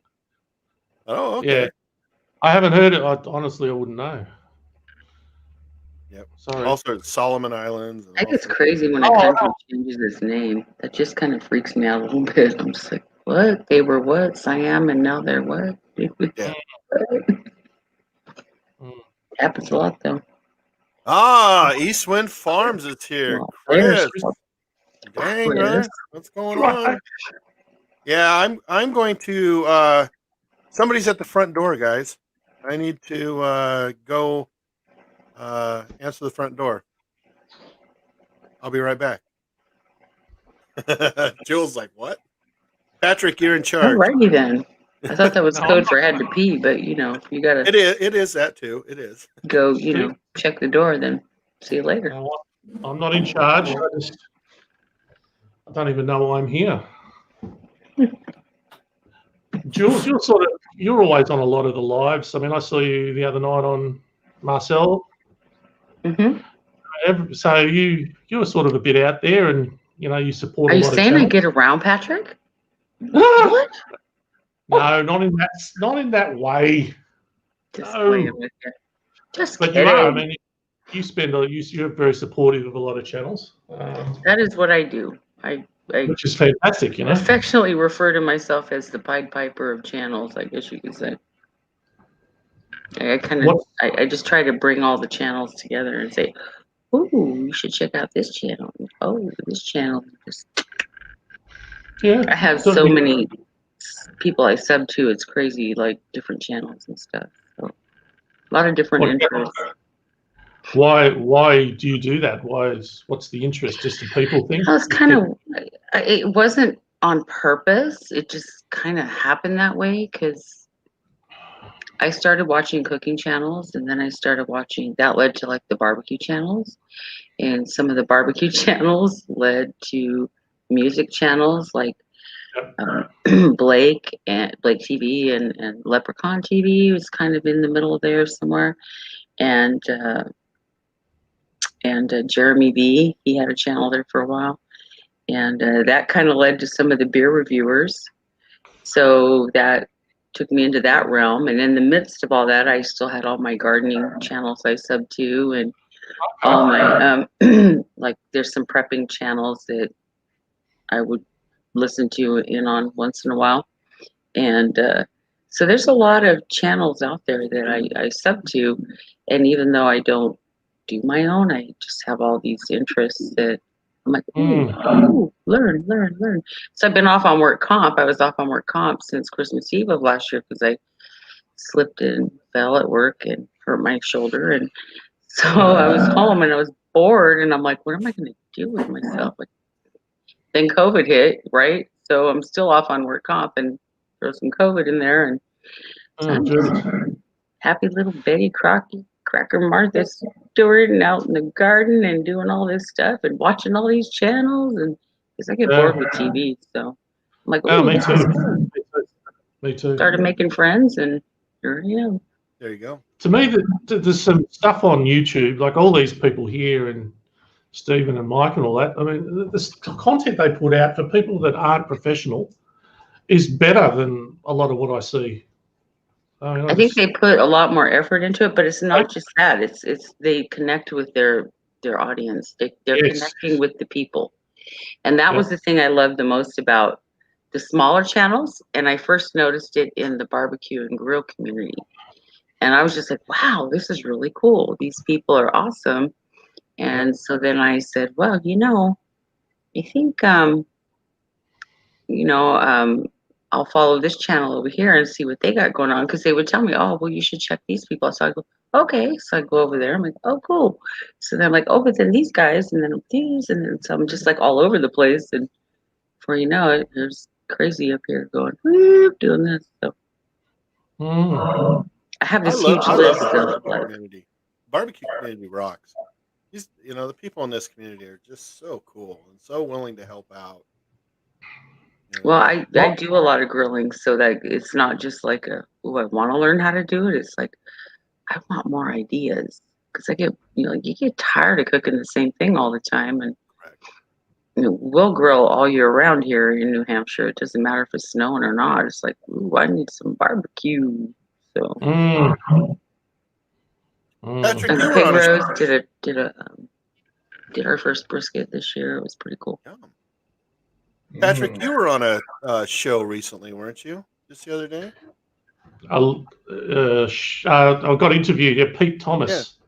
Okay. Yeah, it was good. Pete's fantastic. Pete Thomas. You should all go and have a look at him. He's just started doing this, and he was one of the first people I met doing this. And he did this video about the first video I watched of his. It wasn't a cooking video. It was just him out wandering down on a local beach, talking about at the start of COVID how this is going to change everything, and you have to be resilient and you have to adapt to change. And I was just mesmerized, and so I subscribed to his channel, got to know him, and he's just a great guy, and he's one of so many, But he's from the UK. He's from Wales. Mm-hmm. He's a great friend of GB's. Okay, Green Bastard. Yeah, and see, once again, I kept hearing about this GB guy, and then I saw a video. GB Unglesby or GB Green Bastard. Cooking Green Bastard style. Yeah, he's got a great. I know. Oh, I'm thinking of CB. Never mind. Like I said, my list is huge. Yeah, and so you just meet people after people, and correct. Yep, you sure do. So the worst thing about it is it's so hard to keep up with everyone because there's so many good people, Yeah, I kind of gave up on my list when I filled up both sides of the page, literally, and both sides had two sides, and a lot of people laugh and they know I have this list. But when I first started subbing to people, I'm like, I can't keep all these people straight because I'm trying to remember their channel name and then their given name. Yes. I just think it's only polite if you're going to address somebody to address them by their given name, and especially if they know yours, so. I just had this huge list. Well, I'm getting a little better because the people I've known now for like a year, I know who they are. And so, but then there's still people that I am meeting. So then I'm like, really have to work on that one. But the more you're around them and interact with them, the easier it is to remember. So I have on all three of my computers, a text file that I just, write down names. The channel name, like when I first met Kent, so his Daddy Does Barbecue, and then off the side it was Kent. And one of the things Mary, come on. One of the things that I did was she wants that White Russian, man. Give her a White Russian. I would start going through people's channels and looking at the comments. And sure as shit, every time Charlie knew that person's name, so I just write it down. Charlie's Charlie's Pickles? the go-to. Yeah, Pickles Barbecue. Oh yeah, definitely. He's got it going on, and he knows so many people. Oh, Marcel's here. Hi, Marcel. We got Josh from You Skinner swim. Farms and Hobo's here. Thank you so much for showing up, Marcel. Thank you for showing up. Appreciate it. Hi, Marcel. Little fish in the kitchen. Ooh, shout I call her out. Little Fish on the kitchen queers. I call her Little Fish when she shows up. But I'm one of her moderators. how are you? Yeah, Mitch is great. I love Mitch. You ever watch them, Patrick? The kitchen queers. The kitchen. Oh yeah. He's got such a great personality on camera. He really does. Oh yeah, and talk about the work they must put into their production. I mean, they're so polished and everything's so professional. And he looks immaculate, and he's standing up. He's got this voice, hasn't he? He got one of the best voices. Yeah, Mitch. He does. The California thing. Mitch is a cool dude. Very cool. Yeah, very cool. I saw Steven on there last time. It's funny. Maddie and Kiki, who were trying to get on as a guest in January, they did a show. I think it was last week, and Steven was on there, and then everybody switched over to Mitch's, and there's Steven. He's on that one. I'm like, damn, that dude's on all of them.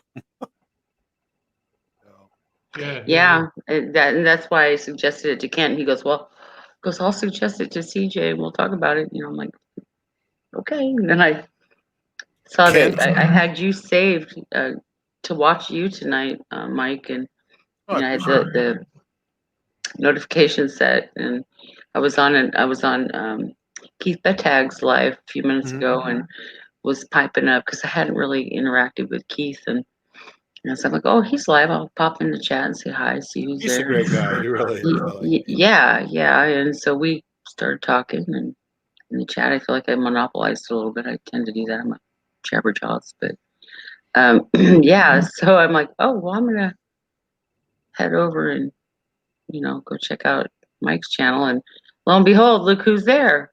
Steven, yeah. Steven, Hey, Kent. and Patrick, and I'm I like, got him first. I tried, Kent. I tried. You mentioned lose, baby. talking about names before. A great example is even with you, Jules. I didn't because I knew you were Julie in the thing, but then on here you're Jules, and then when you were in Marcel's live, I wasn't sure whether is that really who are you, Julie or Jules? So that's one of those things. I started noticing everyone's calling you Jules in the chat. So I thought, okay, well, I'll call you Jules. It's just a pet name, a nickname, yeah. But that's an example of it, and I'm not sure, when you're meeting new people, you're not sure. I tell people, call me Jules. After they get to know me a little bit, they're like, oh, okay, yep, Jules. Yeah, Jabberjaws, Daddy Dudge, Kent. You're one to talk. I thought forever Steven's name was Stefan until about a month ago, and Chris corrected me. I always called him Stefan. And Chris corrected me, and he's like, no, it's Steven. I'm like, oh. Well, I thought it was like Steven and Jacqueline, like husband and wife kind of thing, until I really started looking at his channel. I'm like, oh, it's his daughter. And she's adorable, by the way. She is adorable. Thank you. Sweet girl. Mm. But you never could tell. It's like cooking coffee. Jacqueline did a video recently, I think, didn't she, Steve? Birthday. She had a birthday. Yeah. It was before. A Trini style stew chicken. Yes. She did some chicken. Yeah, it was good. Yeah. Her little puppy sure is cute. Dude, I'm telling you, I'm looking forward to next week because I'm so fascinated with Trini style. Yeah. I really am. There's another guy out there who does it that CJ's connected with, and I watched him on the hot seat the week before me, and I thought, man, I bet Steven can blow him out of the water, man. Because that's what kept going through my mind.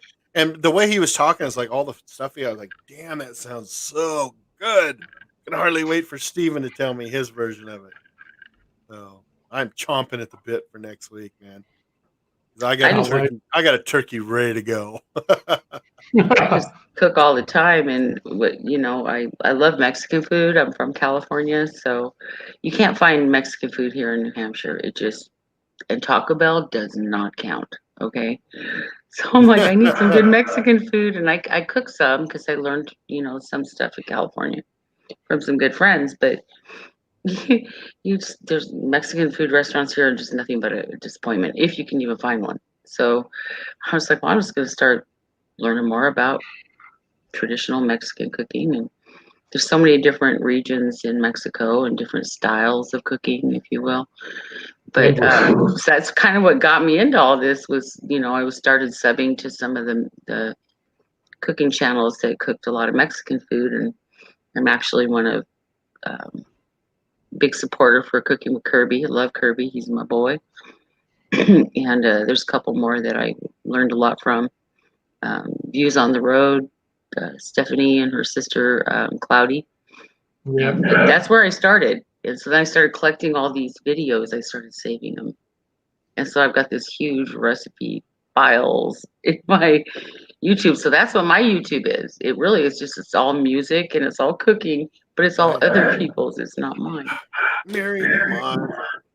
Yeah, I'm sure I went to your channel, Jules. I'm on Instagram, and some of my cooks are on there. Like, I do bake a lot, and I've taken some pictures of some of the stuff I've done. And I did I also did the brisket. Did my first brisket, and I was just picking all the brains I could pick for the brisket cook. And I think my favorite was Alton, a dog father, and he's like, "Girl, just Yeah, do Alton. it. Yeah. Just Chef do Johnny's it." in the house. Thank you so You much, know, Chef. but so many of them I picked their brains. There's so many great channels out there, and We just talk about amazing. Mexican food. Lep did those I can never pronounce it. The birria. Oh, Birria. Yeah, Birria. Oh, wasn't that awesome? oh my Birria. God, that looked good. Now, he's another one who Mike just went downhill. I have a buddy who owns he's from Mexico City, and he has a taco truck here in town, and we'll do a show there eventually as soon as COVID goes away. But I was introduced to Bieri. Say it. Birria. Birria. I was Birria. introduced Just to it say like you're about saying beer, and then go yeah. Birria. There you go. Birria. Yeah. I was introduced to that 2 months ago, and it's been hands down my favorite taco I ever had. Mm. And the way Lep made it, I'm just like, oh my God, that looks amazing. Yeah. I Well, think his he's wife been, is like not Cuban, but She Hispanic? Lep's wife? yes, but not Mexico. Off to Florida. Not Cuba, but Puerto Rican? Puerto Rican. Yeah, I think Okay. so. I think she's got some of that, and I think that he's told me there's a large community there near where he lives, Okay. and so he's able to access a lot of the things he needs in the kitchen to cook the stuff that he cooks. But he does do. If you go back into some of his playlists, there's some funny ones of him with the big sombrero and Yeah. like yeah. What a great guy. He has a is funny so name cool. for it. But we got Love Leprechaun. Are you kidding me, Jay? You're talking Laura- about Mexican restaurants. I was in Kodiak, Alaska last year, and my brother's lived like, there. we got to, did you? When I was a I- baby kid. Okay, I love Kodiak. That's my brother's a fish and game officer there. Trying to get Nice. Patrick to go with me next time, but I would it would be love to go. dude, we'd have a blast. But he goes, you got to try out this new Mexican restaurant. I'm like, dude, we are like in Kodiak, Alaska. No, you got to try it. Oh my God, it was so good. Mexican restaurant. I have yet to find one in New England. If somebody knows of one, please share. But if I'm disappointed, you're buying. You Oh should my try God, Phil. Phil. Daddy Cooks. Oh my God, that show. You talk about, Hi, you think the show went downhill earlier, Stephen. Oh my Phil's God. in the house. I see Terry. I feel like a romper room. What's her name? Miss Marianne. I'm like going through all the chat. Going, hey. There's some funny stuff going on in the chat. Yeah, there Yeah, is. they're probably all laughing at me. Night, Okay, Laura. I'm used to it. I could take it. No, Excuse me. I am outside. I'll be in the chat there. Yeah? I'll be in the chat there. Okay. They're messing with. I think they were messing with Steven there a little bit. Something about taking his wrench away or something. yeah, I'm no, just jealous. Peter's No, I'm gonna check on the puppies there. I have to go and Check on the puppies? Okay. Yeah. Do not mess with Steven, guys. You'll answer No. to Jules and me and worries. Patrick. and me. Yeah. All right. Tell the puppies hi for us. Yeah. Thanks for having me. All right. What a nice guy. You know that? I love Oh, Steven. He's awesome. Yeah. He's a really sweet fella. He does so much for the communities, and I just wanted him to get some love, somebody, give some back, because Well, I'm he's glad. just like his. You know what? well done, cousin. Well done. Yeah. When I started the show, I thought, I've got to get him on here because I've been watching his trainee style food, and it's just been so fascinating to me. And I don't know why. I can't tell you why. I just like, damn, this is amazing. I sub to quite a few Caribbean cooking channels, actually. Yeah, I mean, But you're right. I have a couple faves that I watch quite like a his bit. chicken that we were talking about earlier. Oh my God. Ugh. Yeah, I'm all. My daughter, my youngest, she loves jerk chicken. Like it's like one of her favorites. And Is of course, that I your can't cook it daughter? near as good as what they can probably, but I Is that try. your daughter you showed the photo of That's my Right. oldest. That's my Oh, oldest. Yeah. You've got, and this is another. Yeah, my Another- youngest. My oldest is she's in New York. She was in the military for 6 years. She still is government contracted to do the same job she did in the military. She doesn't fly missions over the Middle East anymore though. She trains pilots and co-pilots to do Oh, what right she on. did while she was active duty. So, Awesome. Yeah. but yeah, she's my sushi girl. She loves sushi and Cajun food, and but my youngest, she's likes the Caribbean food. She loves the Mexican food a lot too. But yeah, my youngest is 16. But my oldest is 16. 36. Wow. Wow. I didn't How ever about guess that? that age. And I got a son in there that's 30. So in Wow, I between. never guessed that. Yeah. I have a daughter who's 28. And a son is 24. So I'm sorry, Mike. I can barely hear you. I have a daughter. Ah, Nah. Daddy cooks. Oh my God! It's time to hang it up, guys. Hang on to your garter belts, baby. You let me in. It's about to get real. We gotta establish some ground rules right now. Oh, You got I two will be firecrackers. nice. I will be nice. What are you drinking tonight, Phil? Door scotch, Scotch. baby. Come on, man. Gosh. Yummy. Yes, sir. That's my go-to. Nice. Happy Veterans Day to you, by the way. Thank you for your service. Yeah. Oh, Last thank week. you so much. Yes, I sir. appreciate it. My service is my pleasure. I've been doing it so long. I don't know how to not serve people. That's just what I do, man. What you do? Yeah, that's You what see I my do. Chicago dog, dude? I did it. I saw that. Now, with minor substitutions, job well done. Thank you. It's like I said at the very beginning. I don't want 8 cases of Vienna sauces or Vienna hot dogs and 10 packages of Vienna hot dog buns in my freezer. So I had to improvise. Yeah, you know? I did 2 Chicago hot dog videos. The first one was very similar to yours, had to substitute a lot. The second one, I just ordered everything, Vienna everything. And it turned out great, The key to a Chicago dog is no ketchup. I would agree. ketchup. From what I've had, yeah, these were great. The sports pepper just shined through that, man. Oh, sports pepper, the pickle wedge, and the tomato wedges. Come on, man. When I put that pickle wedge in, I'm looking at this thing going, "What the hell did I get myself into?" That's exactly what I thought. Yeah. How in the hell am I going to eat this thing? Shit, try it. Fantastic. Offered Good it to my stuff. neighbors, but I mean, like holding it up, going, "Hey guys, come have a Chicago dog," but they'd already went inside. And they didn't. Like, damn, I guess I got to eat 2 of them. What's the subject? What are we talking about? Anything, man. We're just all Cooking over. channels. Cooking Nice. channels. Sharing Yep. the love. Nice. Yep.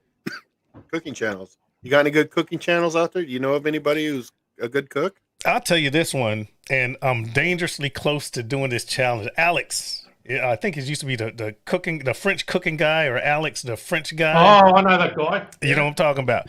He just did a video. I think it was maybe Sunday, and he's really meticulous about how he does stuff. But he did a eggs Benedict in 4 minutes and 1 second. Wow. And he showed exactly how he did it. He did the hollandaise sauce in a blender. He did the poached egg in a microwave with water and vinegar. That's brave. He had to do his Canadian bacon and had to do the English muffin in he had one of those light up little stoves. And he did it a couple of times, but he got it down to 4 minutes and 1 second. So now he has a challenge out. I think he had 10 days. And I'm thinking about doing it. A challenge out to see if you can beat 4 minutes and 1 second to make a eggs Benedict his I see way. Patrick thinking about it already. And when you make the video, you need to do hashtag eggs Benedict quick so he can find it. Quick. Okay. He has millions of subscribers. Interesting. And if you get like top 1, top 2, if he just puts you on his channel. Yeah. And I'm thinking about doing it. Doing it. Good for you. Do it. Yeah, man. Do but it. find it. This channel's just Alex, and just type in I don't know, Yeah. Alex Eggs Eggs Benedict. Benedict. Man, I'm thinking about doing it. I'll check it out. Hashtag eggs better quick, peeps. I think he changed his name, the channel's name, a while ago. It used to be French Alex, Guy Cooking. Or Alex the French Guy or French Guy Cooking. Alex the French Guy. Yeah. Great stuff. Now, I'm going to tell you something that you don't know. He doesn't know. Way, way, way back in the day, what's his name? Jamie Oliver. Mm-hmm. No. Jamie Oliver. Yeah, the chef. Yes. Chef. Jamie Oliver. Okay. He had this had to be like 5 years ago, 6 years ago. He had a competition to try to find someone to promote, someone to push. And you had to send in a video. It had to be a certain amount of time. I still got it on my channel, man. A certain amount of time. And he was going to select the winner. And then whoever won, he was going to get behind him. I got beat by Alex. I got beat before Alex, the French guy cooking. When he was just the French guy, I got beat by him in that competition. And that's some shit. And he don't even know who I am. That's crazy. Yeah, man. You left barely out of there. That was his barely got beat by that guy. No, it was a good video. But that was his jump off point. Jamie Oliver got behind him, and then he just started next to me. Pow. Chef makes a good point. To poach an egg takes 3 minutes, so you have to have your water at temp to start. But the way he does it, he was trying to get the time as low as he could. So he poached it in a microwave, but you got to use water and vinegar. If you don't use the vinegar, it's gonna. So. So egg mess he poaches the egg in 45 seconds, just so he can still cut it and get the runniness. He does hollandaise sauce in the blender, and I have a Vitamix, so it'll go a little bit quicker. It's like pre-made hollandaise sauce, or no, it's not pre-made. You have to make it yourself. The way he did it, he found it off of the internet, and you got melted butter and whatever else is in there, and you get it blending. Then you pour in the melted butter, pow, you got hollandaise sauce. So I'm thinking about a technique to it. Yeah, I'm thinking about it, man. Oh, Steven's on it. He put that channel. He's got the channel. There he goes. Thank you, Steven. Yeah. There you go. Interesting. Johnny on it. Yeah. Now, hang on. Just with the microwave, if you have a more powerful microwave, you're going to cook the eggs in less time. Yeah. Well, before I do my if I do it, before I try to do it for timing, I gotta, obviously I gotta do my testing. I gotta figure out how long to get a perfectly poached egg with that method. It might not be 45 seconds. It might take me a minute. It might take me 30 seconds. I gotta figure that piece out. Grilling the Canadian bacon and the English muffins easy. All right, high heat, pow pow. Yeah. That's just timing. The hotter your fire is, the quicker you got to put it in there. Okay, so I can make up time with the searing. Hollandaise sauce, I have no idea, so I'm gonna have to test that. The fortunate thing on my end is I got myself, my wife, and 4 daughters, so that's at least 6 tries without wasting food. Somebody's gonna eat it. But you eating it anyway. You eating it anyway. Yeah, chef says vinegar helps the proteins coagulate. Okay, makes sense. Absolutely, yeah. And it also keeps the egg together instead of it spreading out all over the place like coagulate. Yeah, it's like So those that are out there, if you got a YouTube channel and if you're feeling adventurous or competitive, there it is. Alex channel's there. I think it's his last video. You can see it yourself. And if I do it, I'm gonna do it the same way he did, just faster. Can you put a twist on it? Asking for a friend. I think he just wants. At the end of the day, it has to be a traditional eggs Benedict. So if you add a twist, therefore you'll add a step, and then you're wasting time. Right. So if I do anything, I'm going to try to reduce time. One way I'll try to reduce time. Don't steal my idea, people. He sprinkles some. I think it's parsley on top, and then he sprinkles another red something. I got to look at the video again. One, to save time, is I'll just mix those up in the same freaking bowl and sprinkle them both at the same time. That can save me a second. That one thing might save me a second. Chef said you should always add a little vinegar to poach eggs. Interesting. That makes sense. Yeah. I knew that in cooking, and you also want to stir your pot, get the water into a little vortex. Yep. So when you're dropping it in, it kind of forms, it stays together, and then the vinegar helps it. The vinegar helps it coagulate a little bit faster. Or you can cheat and get some little ramekins, put them in the bottom I've seen that done. and crack the egg into the ramekins, and they'll hold their shape. They won't be traditional, but they'll hold their shape, and then the vinegar is still coagulating. You got a nicely done egg. So you not only do you have to cook this egg, you have to do the Canadian ham, Canadian bacon, ham, whatever, and the English and the muffin, hollandaise sauce. and the hollandaise sauce. Right. Within Which all, is you have eggs to and cook lemon. all of this No, within 4 minutes and 1 second. No, wait. And you have to plate it. Plate it. That's the tricky. That's the. And you have to plate it. So yeah. Damn. So a cook, you could have several people that have done it in the right time, but they're varying degrees of plating. Yeah. He's going to judge you on how good it looks at the end. I would assume so. And I'm very competitive. I'm thinking like of to see that. That'd be Leprechaun kinda cool. TV, and I'm also thinking, well, of course, Patrick, but I'm also thinking Craig behind the garage barbecue. Oh, Craig, Perfect yes, for that. Right, yeah. he's a madman, Craig. He could do Speaking it. of Right? Craig, good night, Craig. Speaking of Craig, Night, Craig. That was your cue Yeah. right now. yeah. Oh, No, here he is. Craig- See you, Craig's always see you, awesome. mate. Out in a bang. See, I might have just kicked myself in the balls by telling y'all. Now I got more Now you more got competition. I could definitely see Patrick trying it.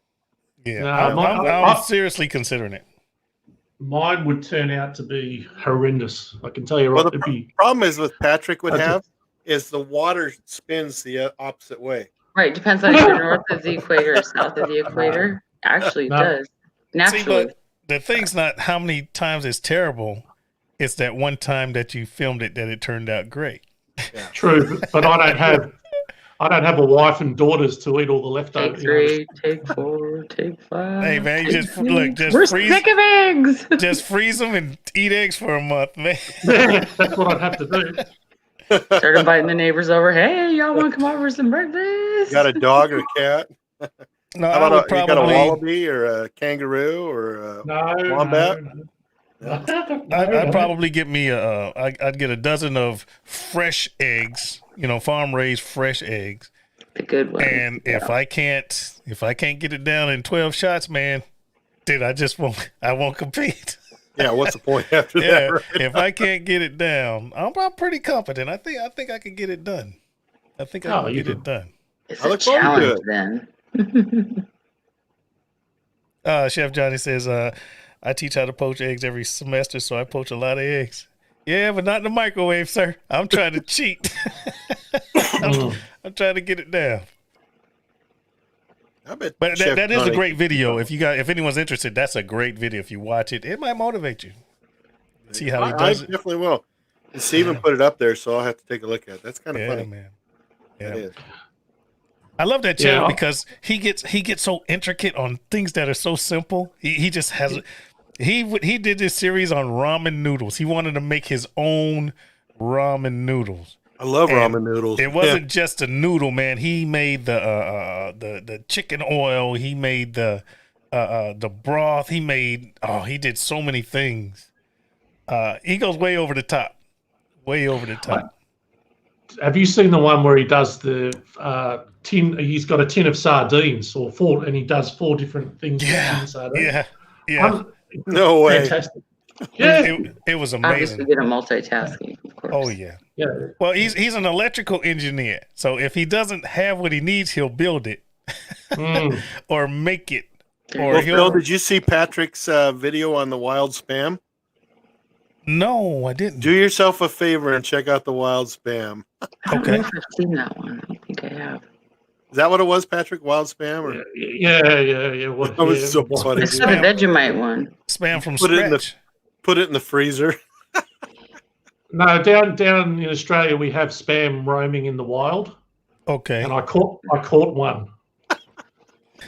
Mm-hmm. And yeah, you need to see it to believe it. Mm. Put it that way. And he caught a canned ham too. Yeah, no, that was That was Tasmanian. A Oh, was it? Tasmanian Okay. ham. Yep. Okay. Yeah. I laughed like hell when I saw that video. I was like, you No, gotta you be kidding me. gotta- He's out there with a net and his mask on. Wild spam out here. You've got to have fun. You've got to have a bit of fun. You do. Yeah, and Yeah. Patrick definitely does he puts stuff out there and I'm like, oh no, he's not going to do that. Nope, it's not going to work. But he brings it together and it works. Nice. Yes, Darned if he didn't make that work. That was pretty good. Daddy Cooks, you're Phil, yeah? Yes, Philip. Never met you. Pleased to meet you. But I've seen you a few times on these lives with my cousin. That's my cousin, by the way. Oh, really? Yeah. Well, You believe he's it? white. I mean, come on, he's white. We're all related, right? Look, I'm black. You're still my brother. Oh, and I just saw There you go. a scam run right behind you. And around the corner right behind you. I had to Yeah. put that Yeah. in because Phil and I we go back on that a little ways. I'm bad. I have to really try to have a filter, just so you guys know. Yes, I he does. I have to try. Yep. Yes, indeed. No, but I've seen your channel. I've watched your channel. I haven't commented on anything, but I'm a huge fan. So Oh, thank That's you, great. sir. I appreciate it. I dropped one today. I Steven Spielberg that mofo. I did. I'm so proud of it. Yeah, I haven't seen it Yeah. yet, but I saw it. Haven't I saw seen it it. come across. Yeah. Well, I was doing all the Instagram stuff I was dropping, and on Instagram and on Facebook, I was leading up to it. And what I'll do is while I'm filming the video, sometimes I'll do a picture here, a quick video or something like that, and put it on my Instagram, which is connect to my Facebook. But it's not the video. It's just a picture here, or here's the progress. I started here. This is what it looks like. Blah blah blah blah blah. But the full blown video's up today, and nice. Mm. There's some cool stuff out there, guys. Seriously. I'll be right back. Absolutely. I think I'm going to check out, Mike. Maybe All somebody right, else wants Jules. to Thank you talk so about much, my something. dear. Always a pleasure Sorry I seeing invaded, but that's kind of Nice what to I do. you. Oh, meet good you. Lord. I'm sorry, You're you are. nothing. I'm Jules. Hey, Julie, Jules, how you doing, Julie? I'm Everybody Phil. knows me as Jules. Jules, right, you're Jules. nothing. Basically just You're a always channel welcome, stalker. Jules. You are always welcome on my show. Thanks. Love All y'all. right. Take Be care, safe. girl. Take care. Have a good night. You too. Well, Phil, it's just Yes, you sir. and me. What the hell? I'm trying not to cuss. Oh, well, hell is not a bad word. It's in the Bible. Come on. So is ass. That's true. All right. Good night, Steven. Have a good one, brother. All right, take care, Steven. Take care. No, I saw you on. There was a lot of people on. Yeah. Wednesday night's always packed, it seems like. Yeah, there was a lot of folks on. Keith Bettag was on. I went and spoke to him for a little while. Who else SDS was Barbecue on? was on. Yep. Dash Yep. was on. So I Yep. bounced in there, and then I was going to jump off, and I saw you were on. I was like, "Oh shit! Oh, I appreciate Let me go it, top man. off my look. Let me go top off my drink and make sure my soundboard's good because normally he'd be like, "Here's the link." I'm like, "I'm in there, baby. Put me in, coach." Yeah, I appreciate it. I really do. Yeah, I always man. love talking with you. But with Thank that you, sir. said, I'm going to step away for just a moment. I'm going to let you get to meet my cousin Patrick. Well, me and Patrick gonna Let's- hold it down. Yeah, I don't think you can go to bed, Mike. Just go to bed. We'll Yeah, carry on. it's all good. I'll be right back, guys. Man, I'll end up sending you to YouTube hell, man. You be in jail forever. So, And how what's you the- doing, sir? Very good, sir. Very good. Like I said, I've watched some of your stuff, and I've never commented because you do a lot of live long videos, Yeah, Um, sometimes. and it's great. So, but sooner or later, I mean, it's difficult for me with getting on the lives because of the time difference between there and here. So this was lucky today that I could, but normally I'm working. So, Well, what do you do if you can say it safely? I mean, I'm a contractor. I work in the Middle East. That's why I say that. Yeah. No. I know what I'm fascinated by your whole story. Is fascinating. No, I just manage a cleaning company. Okay. Just the manager of a cleaning company. I've done things before this, but it's just the job. The real fun is the YouTube. Yeah, I know, man. I know. I've been I've been on What- YouTube what- for a couple of years. What's look, you've probably answered this a million times, but what motivates you to do it? Why did you start doing YouTube? Oh my goodness. I started doing YouTube out of sheer curiosity. So me working at the time, I was working in Kuwait. I can say that. I was working in Kuwait at the time. And I started cooking, not competing, but some guys are like, "Oh man, I can cook this." I'm like, you ain't cooking shit. We're kind of competing a little bit. So I get home, and it just dawned. I was like, "How do you do a YouTube video? What's involved in this?" So I set up a YouTube account, which was free, still is. Yeah. Rules were a lot different back then. So I set up a YouTube account, and my very first YouTube video was my girls, 3 of my daughters were playing on a Wii. I don't know, rabbits or some crap like that. I had my sister-in-law, niece and nephew in from New York. Now we're here in North Carolina. And I think my brother-in-law that we're not estranged. We just, I don't want to say I can't stand them because that's terrible. But anyway, I think you just in Australia, man. don't tell them. Shh, don't tell them about it. Shh. Anyway. Just amongst us, Phil. Just amongst us. Just amongst us on the internet. Anyway, they were all. Oh, I can say if you think. Oh, yeah.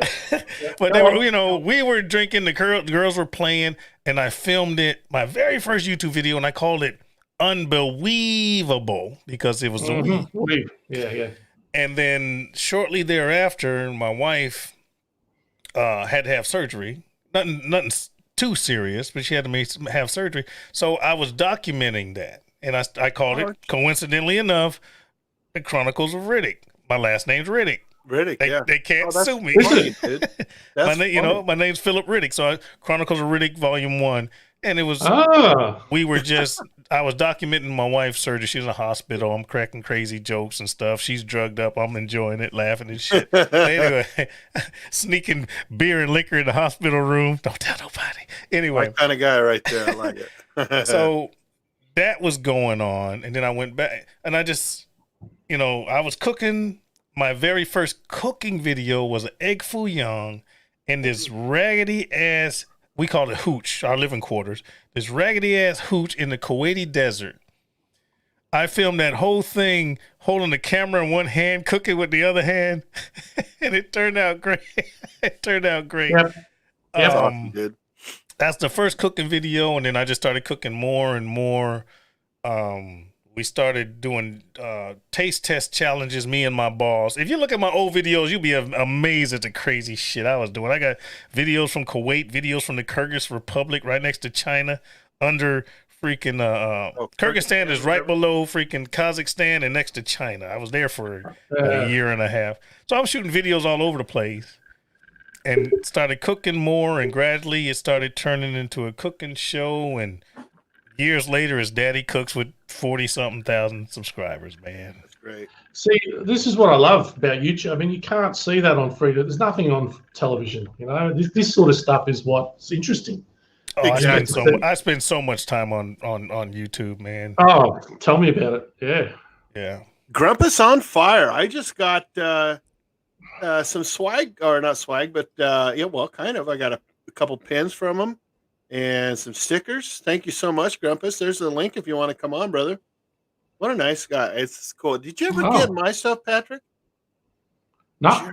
Jerks. Oh. All right, I'm resending crap. What did you send? What have you sent me? Well, I sent you a hat. No, don't. No, nothing. No. And I sent you some stickers a long time ago. Stephen never got my stickers either. So I'm like, what the hell, Bobby? No. All right, I'm on call this week, so I have Tuesday off, so I'll send them out Tuesday. Actually, I did get them, but they're not very good quality. I just threw them away. Threw them away. No, I haven't. How long ago did you send them? It had to have been during the summertime, dude. So I sent them out the same time I sent Steven. Something wrong. Something's gone wrong. Look, it's the mail here has been all is, you know, Yeah, but because of COVID and all that. Where's here? Where are you, Patrick? Australia. Nice. Nice. Yeah. That bloke's my cousin up there. I can't yeah, believe we're it. actual real cousins, dude. That's I'm not nice. shitting. That's good. Hey, Grampus. He says hello, Phil. Hello, Grampus. I've spoken to him 3 times a day, 3 different rooms. Yeah, Grandpa's is cool. Hi, Grumpus. Yeah, well, I'm gonna go down to Australia and we're gonna tear it up for about 2 weeks. I'm not sure Australia will ever be the same, dude. I'd love to go to Australia, man. But every animal wants to kill you, man. Everything in Australia wants to eat you. No, that's like what, for example? Give me an example. Man, I saw something back to YouTube. I saw some bat-looking monster, vicious alien thing that was trying to kill people. Man. It was just a picture. Couldn't be the more opposite. You guys up there. You've got bloody bears and bloody big cats and snakes. I mean, we do have snakes, but really, there's nothing here. Just alcohol will kill you before anything else. Oh, well, shit. My kind of place right there, then. They'll die trying. Yeah. Shit, I might move there. I'd love to. If you ever come here, you're never leaving, mate. They won't let you out. You know what? Then when I retire, I'll definitely come down there. Patrick, you mentioned one time that you were in the States. You lived in the States. What the hell were you doing here? I met someone and got married for 5 minutes. Damn it. Yeah. I moved for somebody in Portland, Oregon one time. Like, worst mistake I ever made, but no, I get it. If you want to hear the story, I'll sum it up in 30 seconds. I was in Scotland visiting all my relatives. Probably met some of yours by mistake. Probably no. Actually, I remember a guy that looked just like you. Yeah, you. I was at me. I was looking at her. Anyway, my cousin, who was a Scotland Yard police detective, and just a crazy guy. He said while I was over there, he said, "Oh, I've got a couple of weeks off. Do you want to go for a trip to America?" I'm like, "Hell yeah!" So we did, and we went to New York. We went all up and down the East Coast, and I met someone over there. And long story short, came back to Australia, stayed in touch with her, and then decided to move to America, and I married her. And was there for 4 or 5 years. The marriage lasted 5 minutes, but I was there for. You know, the marriage was the least fun part of it. The fun part was being over there, and I lived in New Jersey and New York, and I worked in a deli. I loved it. The people were fantastic. I've kept in touch with a lot of them, and it was great experience.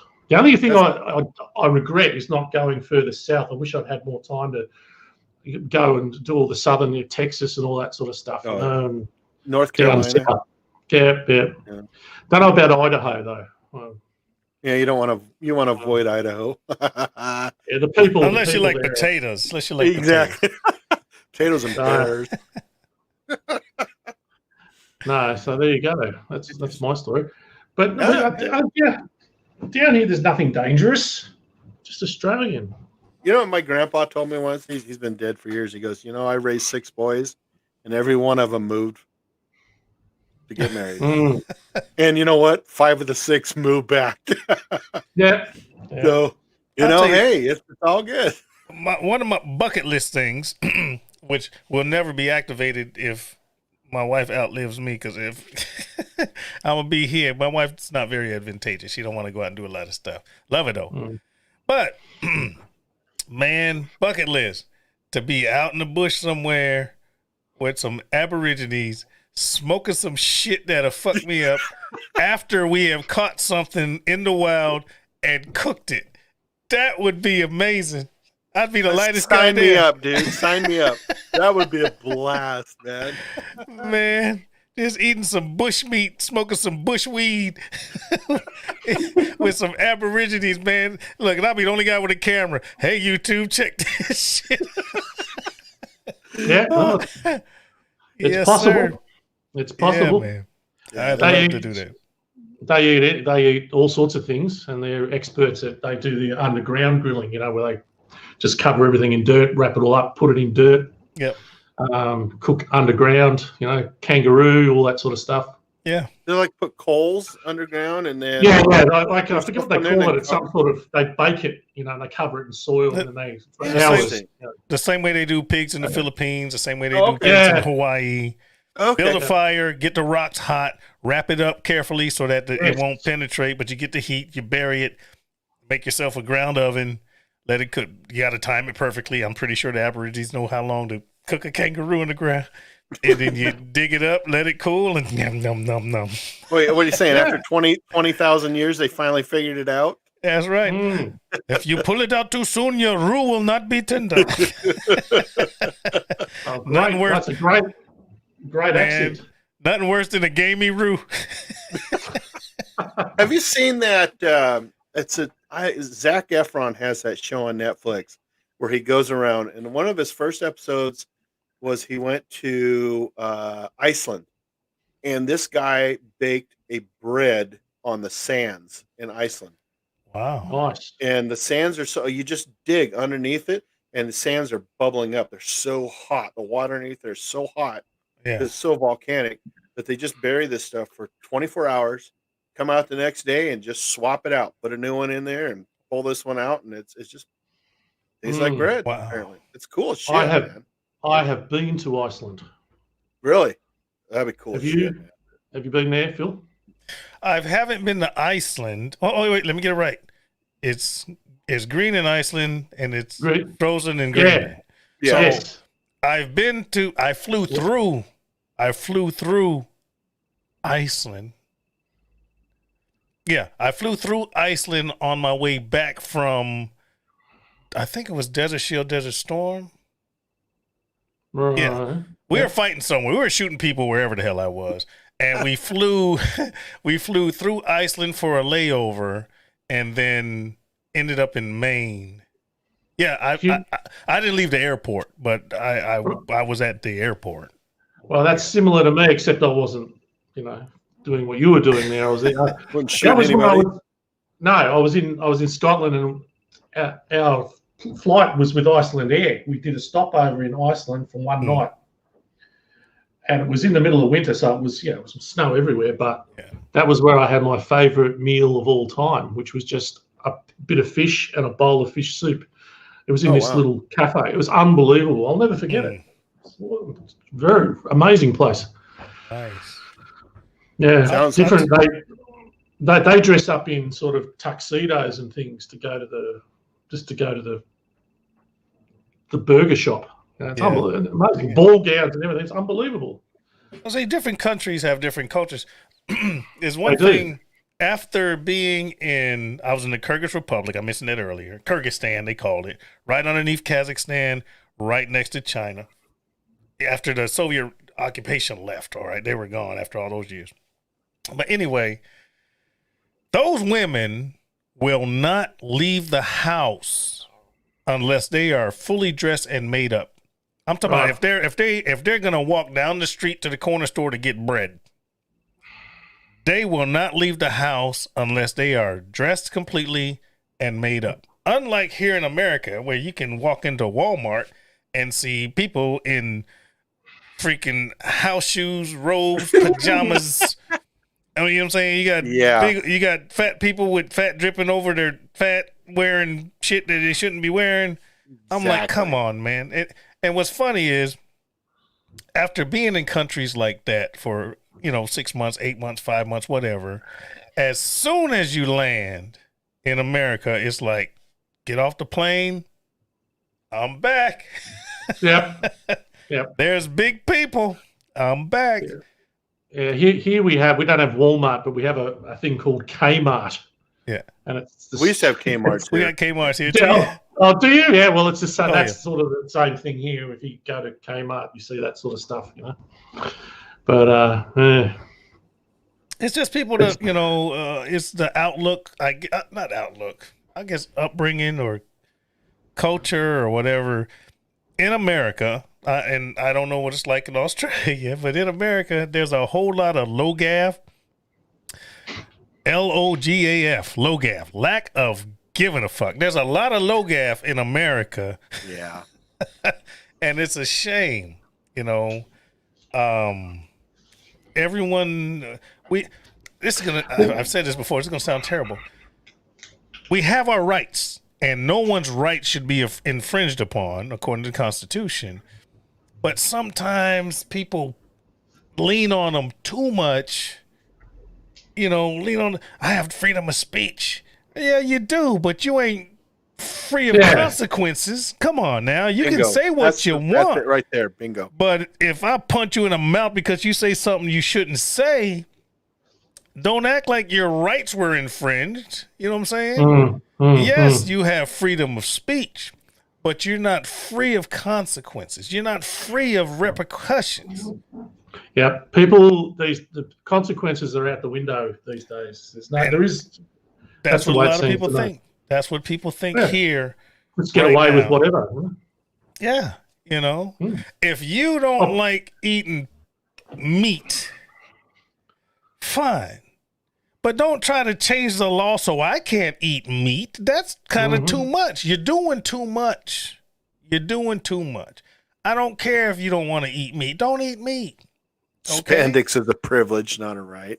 You know, you know, I hope y'all see. What's my point? You know, there's Koreans that eat dogs in their country. And you got people in America trying to do petitions and make it so they can. You're in America. Shut up. Let the people in Korea do what they're doing. Yeah, you know, exactly. You don't hear the Indians coming to America saying that we should stop eating beef. Hell, they worship freaking cows. We eat them. Come on, man. Leave people alone. Leave people alone. Absolutely. Leave people alone. Leave people alone. Mike, I'm doing it again. I'm sorry. You always do. What's that shirt you're wearing? Who's on that T-shirt you're wearing? Oh, this is Eddie Murphy for a second. This is young. I can't see it. This is young Samuel L. Jackson from. It is. Oh, it's it. Oh, right. From what's that movie? He is young. Oh, what are we talking about? Superhero. Yeah. Captain Marvel. Remember in Captain Marvel, they use technology to make them really, really young. Yeah. Oh, okay. Yes. Captain Marvel. So this is a Captain Marvel shirt with this young Samuel L. Jackson. Isn't that interesting? I first saw that technology in that movie, The Irishman. Yes. Have you seen that? Yes. No, I have not. I didn't see the movie. I didn't see the movie, but I saw the process. I'm a big movie buff. Yeah, and it's like 4.5 hours long or something. Yeah, but it's amazing what they can do in cinema. Benjamin Button. Oh, Benjamin Button. Yeah, it's a good movie. Yeah. Come on, man. Come on. Yep. Yeah, incredible. Yeah. Incredible. I need that technology for me so that I can. Yeah, me too. I want it to stick. Yeah, exactly. Guys, I hate to say it, but I am getting tired. No. Well, we told you we don't need you. You just go to bed, man. I showed up late, man. I can understand. Carry on. I just leave you, mother bears. Mother. What's in the chat? Patrick, did you take the day off or something? Or Yeah, I finished early today. It was coincidence. It was really good timing. Oh, right on.